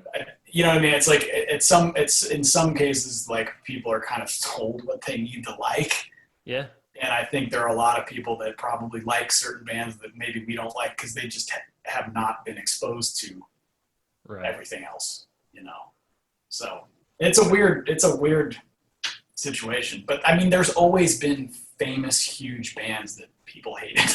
Right. So it's just life goes on, man. Yeah. Yeah, there's a lot of people that don't like Bob Dylan, but there's as many people that think he's the best thing that's ever come along. So, exactly. Yeah. I mean, pick any favorite famous band, and there's going to be people that are like, those guys are just overrated piles of crap. I don't get it. I don't get it at all. Yeah. Hey, don't be reading the reviews of my band, man. I don't. Your band gets reviews? Congratulations. I'm still waiting. I'm still waiting on some. Ouch. No, that's awesome. Well, now,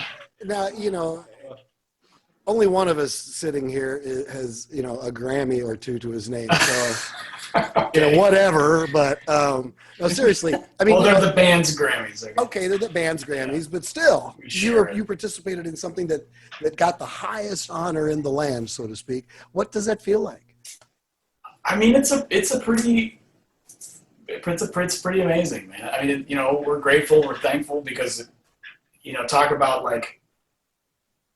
support from an audience. I mean, like we went out and grabbed those listeners, I mean, everything was independent, we had like independent record label. We didn't have a big media machine pushing anything, we put everything on YouTube and stuff and just kind of did it the old school grassroots organic kind of way. And so it's pretty cool to feel, it feels cool to be recognized for that. But honestly, man, like it's kind of, for me, I'm just like, man, I'm kind of happy to be there, thanks for, you know what I mean? Like everyone played such a big part. Of course, Michael, the band leader, just like, he's incredible what he did with all that.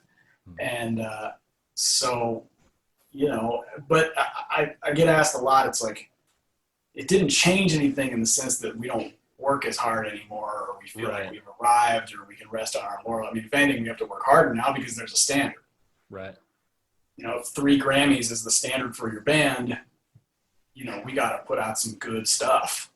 The shows have to be good. Like, it's got to be high quality, like what people are, expect. We can do what we want musically, I think, but the quality still needs to be up to par, Yeah. I noticed you corrected me on the number of Grammys, man. Sorry. Did I?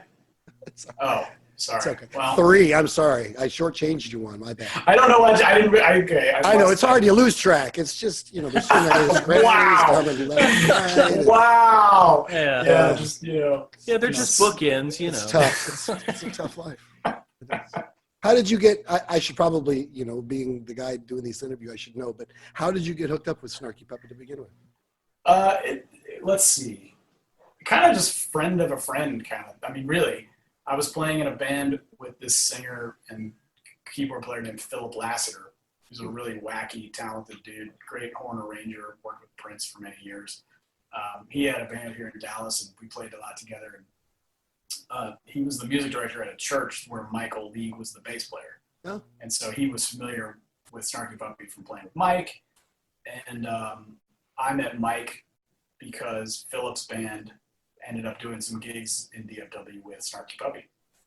Oh, cool. And so I met the guys, and I was a fan. I was like, wow, these guys are the band. Like, they're ahead, they're above, they're evolved. It's like, wow, it'd be great. And I didn't even really think about playing with them, because I had another band at the time of my own and thought we were going to do things. And of course we didn't, but Mike and I kept bumping into each other on gospel gigs and sessions and things like that. Because I was kind of involved in that world and he was getting into it. And it was just one of those situations where he had booked a string of shows one weekend in New Orleans, or like New Orleans, Hattiesburg, and somewhere else. And none of the other 2 guitar players weren't available to play.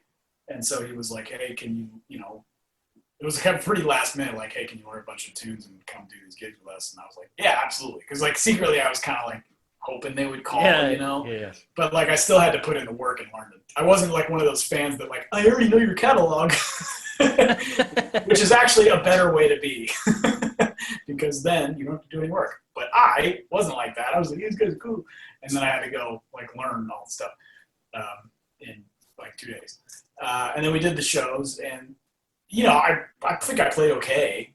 I wasn't amazing, but it was cool enough to where the vibe was right that, Mike was like, well, hey, man, you learned all these tunes. It sounded cool. Like, you want to just keep doing them when we need you to do them? And so that was kind of how it worked. Like, I would get calls, when Bob or Chris wasn't available, and then they invited me to play on the Tell Your Friends record, which was the first record. Well, it wasn't the first record I did. The first record I did with them was Bring Us the Bright. I just sort of like guessed it on this one tune. But hadn't started actually playing with the band at that time yet. Right. So it was like about a year later when they started calling me for gigs. And that was it. That's how a lot of the guys got in the band. We needed a sub.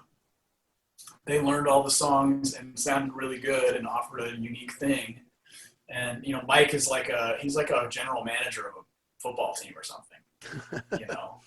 He's getting pieces to make like a squad. It's actually like an 8-piece band. The rest are just all subs that just got sucked in. I guess. Yeah, a couple. Well, it's like in hockey, you have your different lines or something, or you have like a depth chart. Except the difference is everyone is like A-list. Snarky Puppy, there are no like bench warmers. You know what I mean? It's like an all-star team or something. It is like an all-star team. Yeah, so the tours are kind of split up that way. The dates are usually all put in a big spreadsheet email kind of thing, and people just say what they can and can't do. And then the band is kind of put together that way. So like, myself and Bob and Chris will be like, hey man, well, I'll do summer tour if you want to do fall tour, if you want to do spring tour. It's like, cool. Oh, everybody gets gigs. Yeah. And that's it. And it's neat because then the fans get a different band every tour. Right. Mm-hmm. Which most people really like. There are some fans that are like, oh, I wish so-and-so was there. I snuck all the way into the show, and it's I hopped the fence and brought a T-shirt to see Lettieri, and he wasn't there.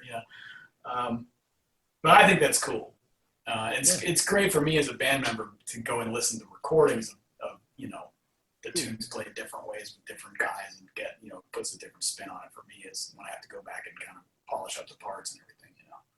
That's an interesting point. I remember when Yes did I saw some video where Yes did the Union tour, and they had all the guys from all the different eras playing together, and they were all like comparing, well, how did you here's how I've been covering you for all these years, but how did you really play Right. it? Oh, wow, I never would have thought to do that. It was like, I've been playing it wrong this whole time. wait a minute, oh my God, you're not supposed to not know how he did that. I thought you guys got together.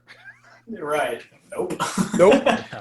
I couldn't imagine, having to try and figure out Steve Howe's Right? parts. Yeah. No way. And being that kind of person that I want to, even if I don't choose to play it that way, I want to know how they did it anyway. Sure. And just going, never mind. I'll just figure it out this way. Right. Have you It's ever heard really of- interesting. Sorry. Go ahead. Oh, you please first. Not a chance. Go ahead. Okay, fine. Well, this is all right. Well, I was gonna say It better be good, though. It's not gonna be that good. It might be good. I don't know. You'd be the judge. If you ever watch Mr. Big, the band Mr. Big, Oh, yeah.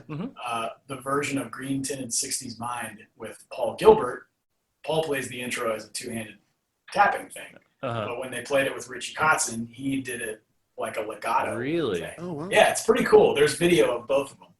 That Not is at the cool. same time, but Yeah, it's just yeah. kind of a neat thing to check out. Wow. All It right. sounds lucky that was cool a good either thing. way. Yeah, it was a good. Okay, your show. That's it. I'm ceding the show to you, man. It's your show now. Well, we've been talking for 2 hours. It kind of is at this point. Oh, wow, we have been. Oh, my God. No, just kidding. Time flies when you're having a moderate amount of fun. Oh, man. Wow. That's what we're going to use as the tagline for the show. Mark Lettieri, gear and gigs, a moderate amount of fun. Moderate amount of fun. Yeah, and for my band, I'm going to use Mark Lettieri says, you guys got reviews? Yes. Meaning I don't get any reviews. It's like, wow, you guys that's awesome. I wish, All right, Well, what were you going to say? I don't even remember. Oh, my God. Right. It's been so long. It's that part of the interview, right? I don't remember now. Yeah. It was something good, though. It'll come back. It Just was- like those other two bands I'm supposed to remember that I love that I can't remember.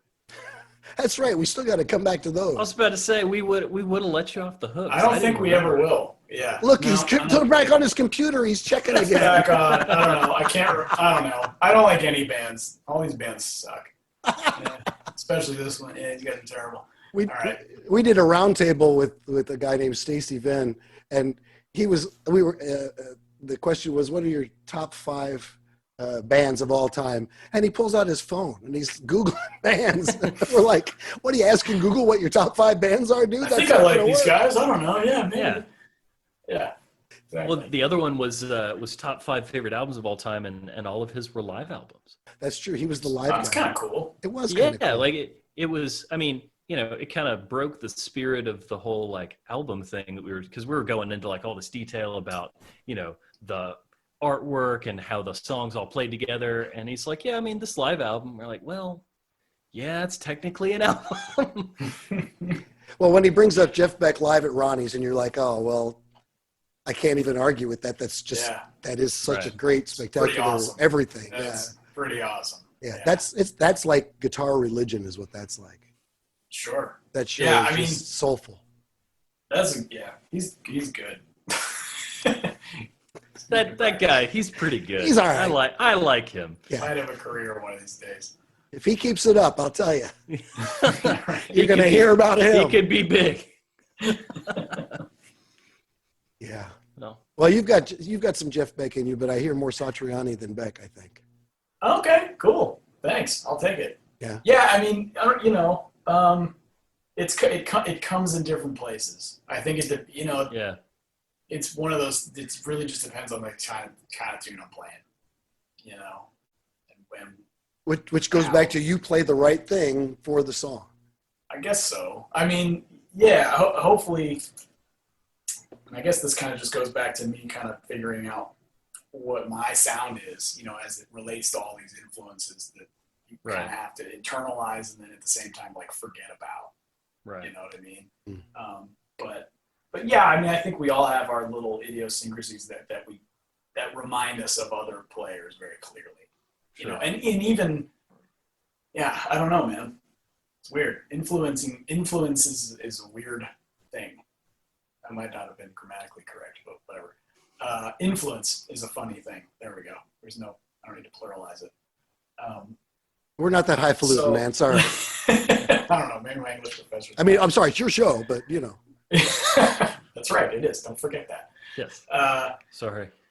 So yeah, it's interesting. I talk about this sometimes with students where I'll say like, who's your biggest influence?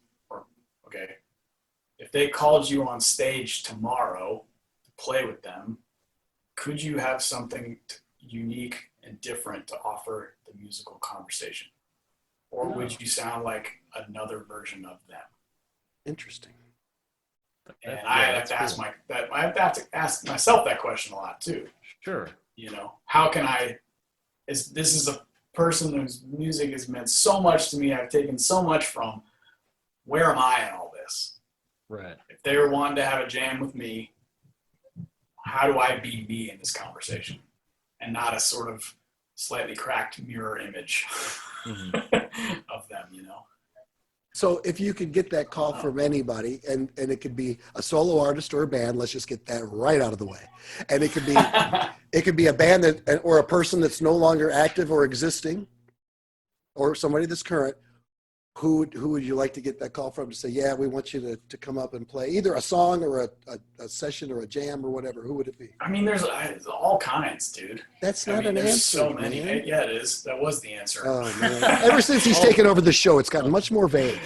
I don't know. that's the thing. It's like there are like I have so many influences from different places that I would love to see how I would fit in all those. Like if Prince needed some, I would love to do that. If D'Angelo's band wanted an extra guitar, on top of the brilliant Isaiah Sharkey and all the guys that they already have, like I would love to see how I could fit into that arrangement. I'd love to see how I could just rock with the Foo Fighters or something like that. You know what I mean? Like just do it. Just put myself in a situation where I just wanted to see how I would fit. Mm-hmm. Yeah, I'd love to try to trade licks with Jeff Beck or something like that. I'd get my ass kicked, but I mean, yeah, any of that, man. It's endless. And no, you wouldn't. No, you wouldn't. No. I mean, what you do is every bit as valid and interesting and cool and soulful. It's just different than what he does. But it's I mean, I guess we're saying, we don't want to. We're not. It's not a competition, guys. But right. But Jeff Beck's can kick my ass. So it's always fun. I tell you what, it's always great to be in a situation where you're like the shittiest guitar player on stage. Like, which is why like the Elements of Sound thing was so great, because it was like these guys were all just capable of wiping the floor with it's like I got to figure out how to fit in here and do my thing and make it fit, make it musical. You know what I mean? And then the end result is that it's just an awesome show for everybody. I remember when we did the Elements of Sound thing and Paul Gilbert turns around and wants to start trading licks. Like I peed a little bit, you know what I mean? But then I did my thing, and it worked out cool. Because Paul does his thing, and I did my thing, and some guy on YouTube was like, "What's next? John Mayer's gonna play with Paul." So like some people, thought they would. So what is this guy playing these out blues licks? Why does Lettieri always wear dark pants when he plays? Yeah, I know, because he pees himself. So it's like it's one of those things. You just have to kind of fit in and get your point across somehow, Plus, I'm not going to try to out Paul Gilbert. I can't even. No. Begin to, like, no way. Forget it. So you find your thing and you do it. Well, and I feel like, as, putting myself in Paul Gilbert's shoes, I'd be like, all right, kid, cool.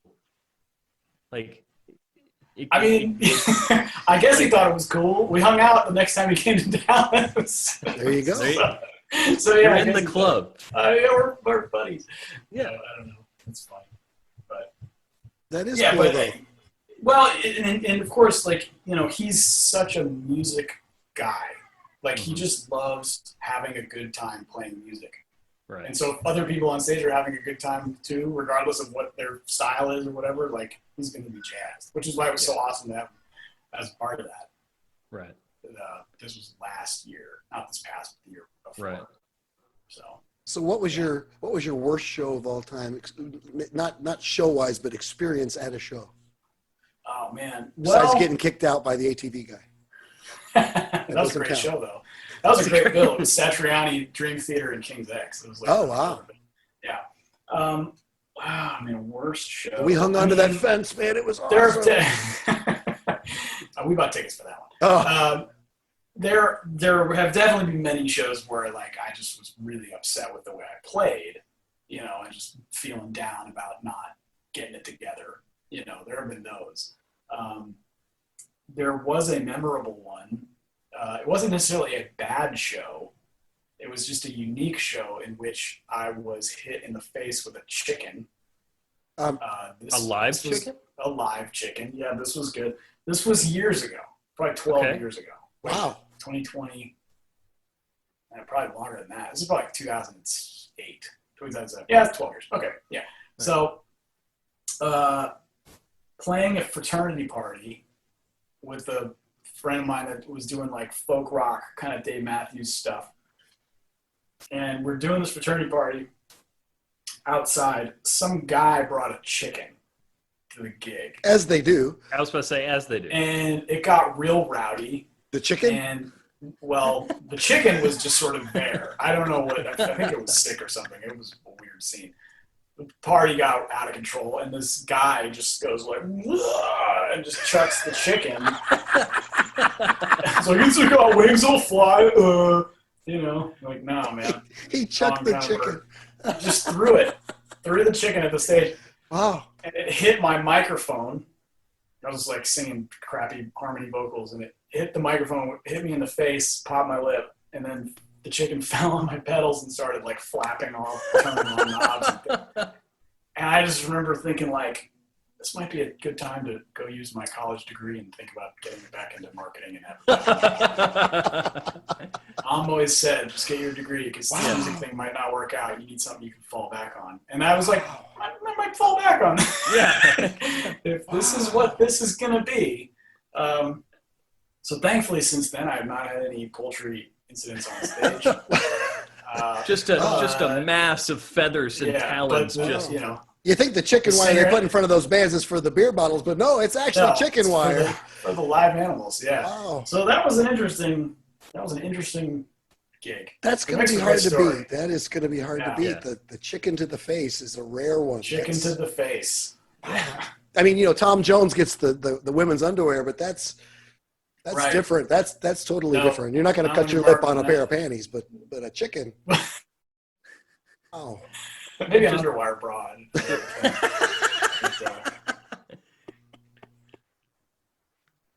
Just the image of the chicken flapping around on the pedal. It was a weird. I think I looked at the band leader just like, are you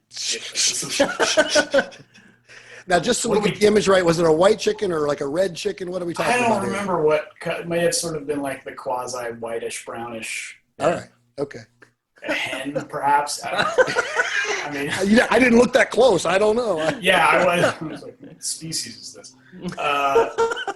So that was that, man. Wow. I would rather have that happen than like get off stage feeling like I was a crappy musician. Like, oh yeah, I get kind of beat up, so I'll beat myself up a lot. Like if I biff it on certain gigs where I really, you know, like Snarky Puppy gigs, it's high pressure, you know. And it usually takes me a couple shows to, like, on a tour to really find my groove.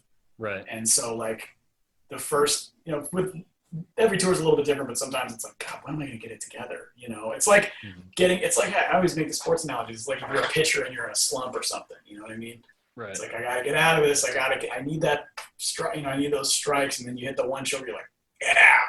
And then it's like, all right, let's boogie. You know what I mean? And then you kill it every night. Right. Hopefully, maybe sometimes, but you relax. That's the thing. Like you just need that one where you're just like, I did it. Good. I can relax. And if I make mistakes, then I make mistakes. But you get the butterflies out after a couple gigs, you know. Well, I read something on your site that said on this last album. Well, I'll probably get this wrong, so let me say I think I'm remembering this.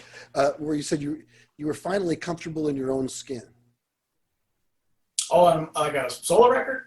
Yeah, on your last. Or sorry. Oh, okay. Sorry. Yeah. I thought you meant last Snarky record. I mean. Oh, sorry. No, it's okay.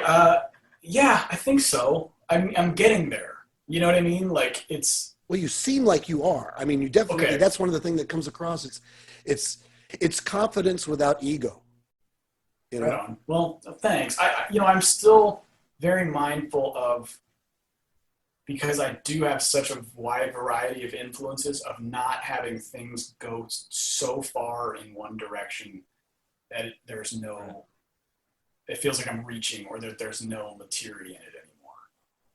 Or like that sort of authenticity that is my own thing. Like I'm always, I'll take it out there and then I'll just kind of try to reel it back so that it's not like so stylistically everywhere that you don't know what you're listening to, or it sounds like some kind of a demonstration record. Mm-hmm. Right. You know what I mean? Like, which is tough, for because I mean, and lots of instrumentalists struggle with this because a lot of them do have many influences, and so it's like, well, how do we get them all in so it still feels like me, even if there are stylistic deviations here. You know what I'm saying? You're. I think I started out by saying you're this master of all trades kind of guy, and that comes across in that you keep wanting to find the Goldilocks position on everything, right? You know, the just Sure. right thing. I mean, even to your choice of string gauges, 9.5. You know, well, What a weirdo. Yeah, I'm thinking about going up to 10s. I don't know. 9 3/4. Give it a shot first. See what happens. You know. I'll call Dunlop. They might do it. We'll see. I don't know. But your garage guitar, your blue stripe that you had made, right? I mean, you said that once again, I'm not stalking you, just doing my pre-interview research. No, this is good. I appreciate it. But you talked about one of the reasons you use it so often is that the guitar doesn't dictate to you what it's going to sound like. You can tell it, and it's a willing accomplice. You didn't necessarily use those words, but it's willing to mold itself into what you want to say, rather than you having to talk through a filter. And I think that's really cool. Yeah. I try to have that be something. I mean, in some instruments, I get it. It's like, this does the thing, and I respect that. But like, what's great about that guitar is it is something that I would feel comfortable taking to just about anything. Like if for the Quincy Jones hypothetical thing, I would probably bring that guitar and just be like, this is the one. They told me I can only bring one. Right. And that we'll see what would happen with that, but.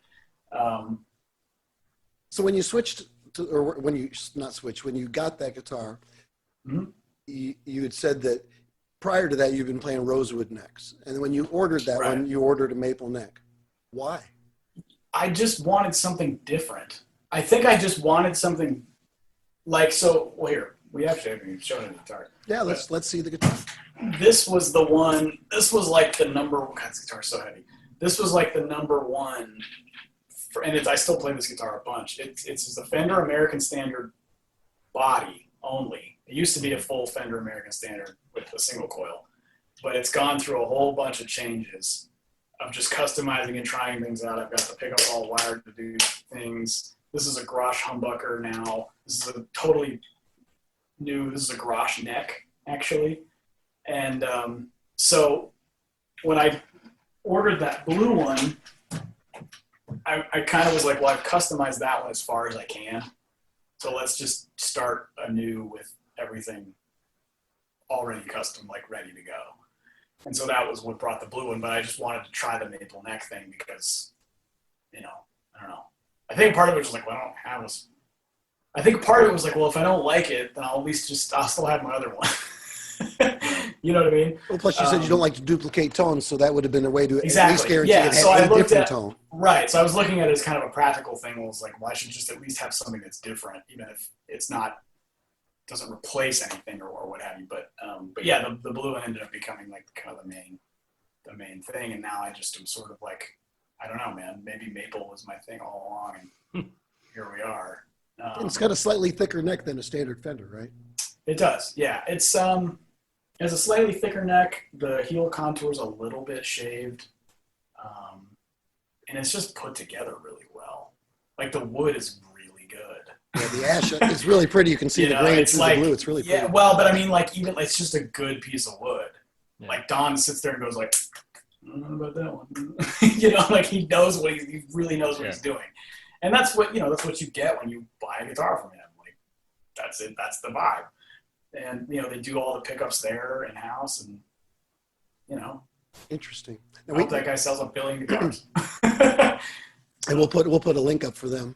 Sure. We had Brian Porter on last night, in fact, from Porter Pickups, and he's Cool. making guitars too.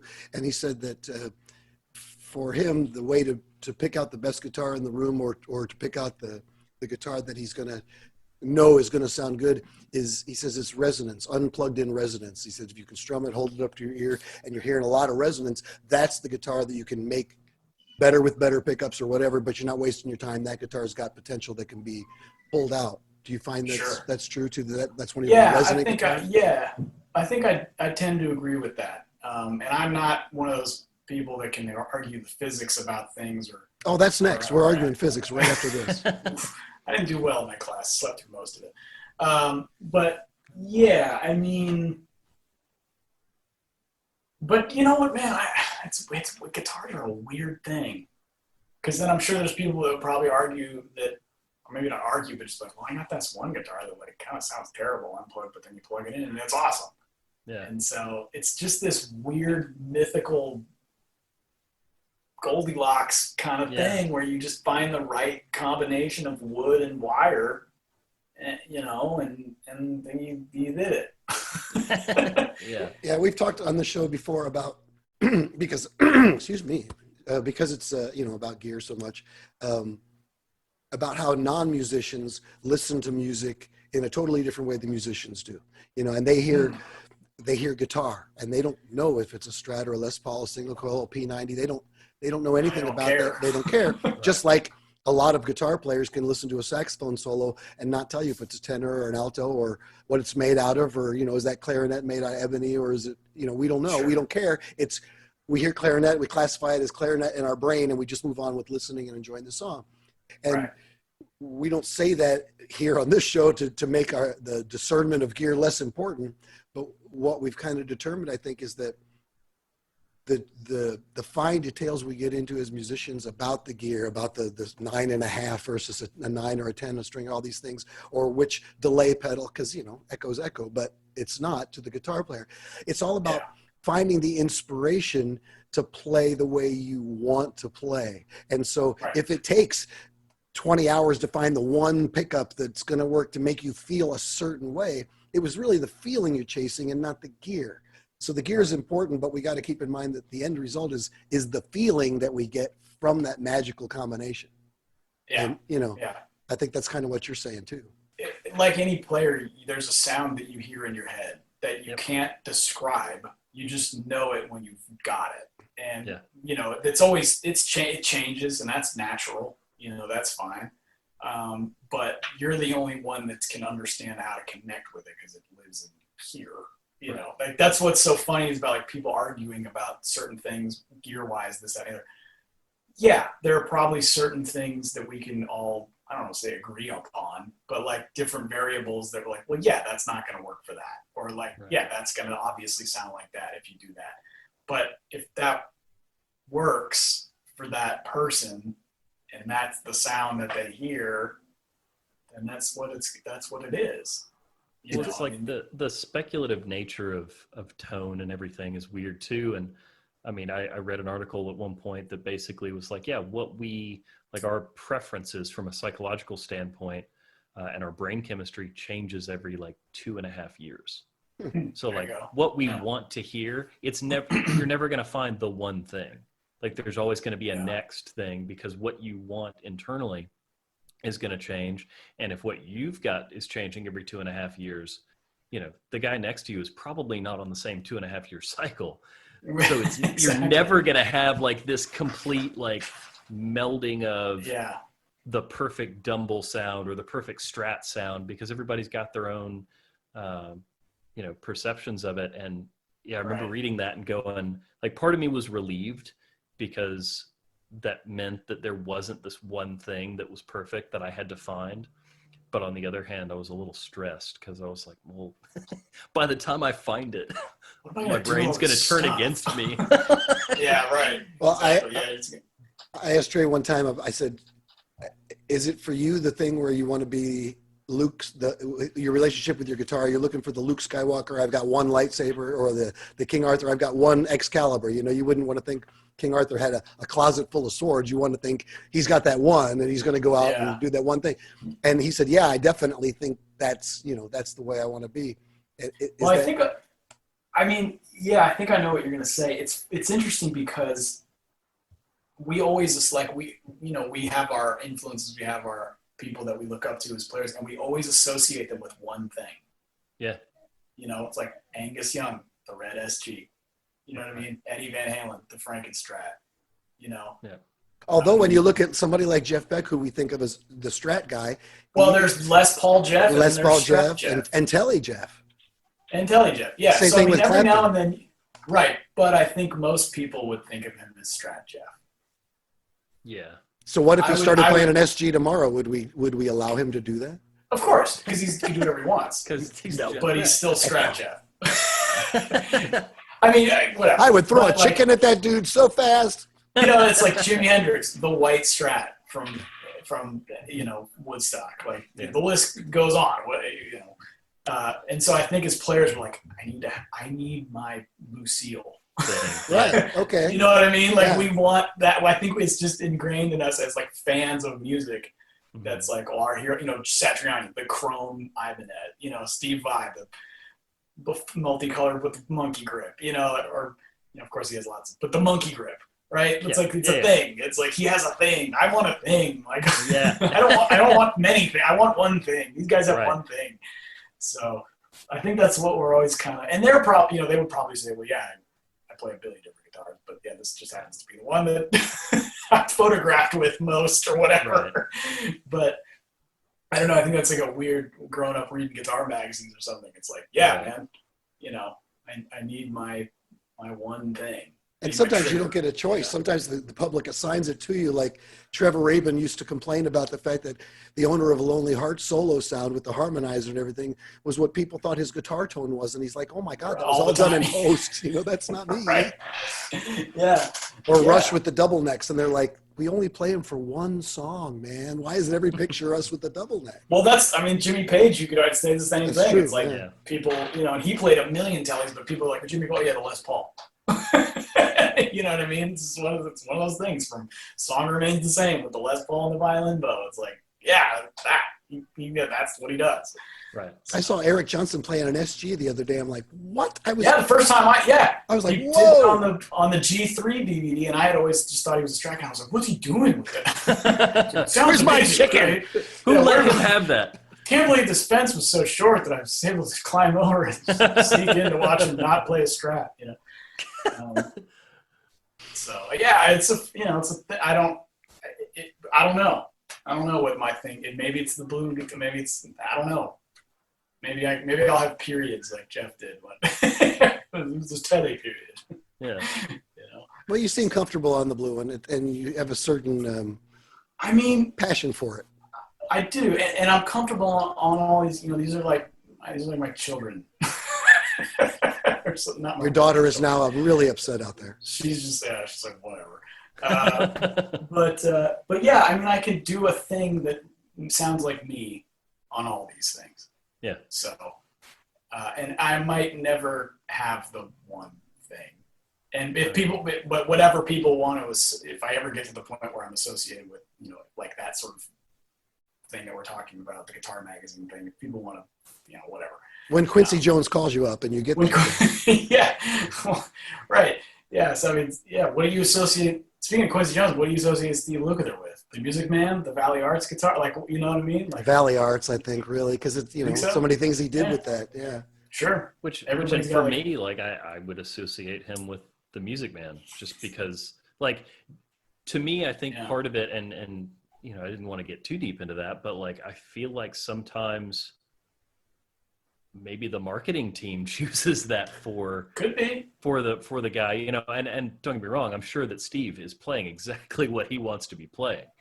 Right. But I guess more so what I mean is, like, when you are forced to choose and go, okay, cool, we're going to sell this with your name on it. That kind of makes the decision for you as to what your thing is. Yeah. If you have a signature model or something like that, or somebody approaches you and goes, hey, I want to build you a guitar that's your thing. Right. And then I want to also have other people be able to buy it because they're a fan of yours. Right. A lot of the well, I mean, even the Les Paul was a signature model. Yeah, it sure was. Most of the things that are guitar designs, other than pretty much the original Fender designs, were all kind of with one or two people in mind of what their preferences were, and we just kind of all grew up going like, well, yeah, it's a Les Paul, and that's what I love because all of these people play their variation of a Les Paul, and right. I think a lot of it is like whatever the moment where you first discovered an artist, like whatever they were playing at that time. Like I bet for a lot I bet Santana is an SG guy, not a PRS guy. Right. Yeah, for sure. Or even a Yamaha 60s. I guess he did have a Yamaha period, right? I'm sort of like when I first heard Santana, it was old, on a record, old videos playing an SG, but like then Smooth came out when I was in high school, right? And it's like, oh yeah, he's a PRS guy, right. So it's interesting. Yeah, or like, oh man, I don't know. The list goes on. Like Alex Lifeson, Les Paul's PRS. Yeah, for me, Alex Lifeson is the white 355. Yeah. And I've always wanted a white 355 because of Alex Lifeson. Because of Alex, exactly. But then I'd be the guy out there playing Alex Lifeson's guitar, and I don't want to do that. Well, I don't know. Some people do. I know. Like Kirk Hammett to me, it was like the ESP. Yeah. So if I see him with a Les Paul, I'm like, nah, man, ESP guy. Who let him have that Les Paul? Oh man, I think it's cool that he has it. Yeah. No, Who let him? His bank account. I was about to say, yeah. Let him. Kurt let him have it. His checking account, his debit he card. let himself have whatever he wants. So what about a Rick Nielsen who changes the guitar every single song? Oh, Rick Nelson's 5-neck. He can't play nothing else. He's got to have a 5-neck hammer. That's the guitar for Rick Nielsen. Oh my God! Wow. Yeah. I was always amazed when I would see a Cheap Trick show to see him changing guitars so frequently and just adapt instantly, not care about it, And they don't all have the same necks or same response, and he just kept plowing right through and ignored that part of it. But he was being the entertainer, right? He wasn't being the guitar player. They're about the fun and the song and the vibe, and yeah, totally. Right. Yeah, man. It was like Prince for me. It's the Hohner Telly. It's not necessarily the love cymbal guitar or the cloud guitar, even though the love cymbal guitar is like super iconic. Right. His blue cloud guitar is up for sale right now. Super Bowl. Oh, really? Yeah, it's available right now. I don't think I need that. Stay in Paisley Park. So, yeah, I mean, if a lot of people are like, wait, Prince, the guy from the Super Bowl. We played where he played the love cymbal guitar. Yeah. So, I don't know. Well, we could talk to you all night long. But I'm sure you want to get back to your evenings. All good, man. But it was great. We really appreciate you coming on. This is really fun. Absolutely. My pleasure, you guys. Would you consider coming back some point? Yeah, man. We got to find some new stuff to talk about, though. I don't think that's going to be a problem. Hard. Yeah. Okay. I'll have those 2 bands for you. Yes. Yeah. Right? That's what we're starting with. And I'll don't get me at the end of the show. Well, we'll get you back for a top 5 episode, and we'll just lambast you with nothing but top 5s. Perfect. Watch you squirm. I'll come prepared. Probably not. As long as you got your computer there. Hang on. I'll have my answer in just a second. What are my favorite bands? Okay. Can I phone a friend? Yeah. Exactly. Oh, man. Well, cool, guys. This was fun. It was. Thanks so much. Absolutely. So. All right. Thank you, everybody, for joining us for another episode of Gear and Gigs with the absolutely fabulous, entertaining, and apparently has a history of being a scofflaw, Mark Lettieri. Scofflaw, that's a good word. Thank you. Thanks so much. For Trey Hawkins, I'm Jet Stone. You guys take care, everybody.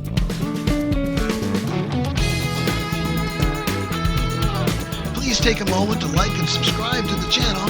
And don't forget to check us out on Instagram, Facebook, Twitter, and of course, YouTube. Until next time, this is Jet Stone saying, take it easy.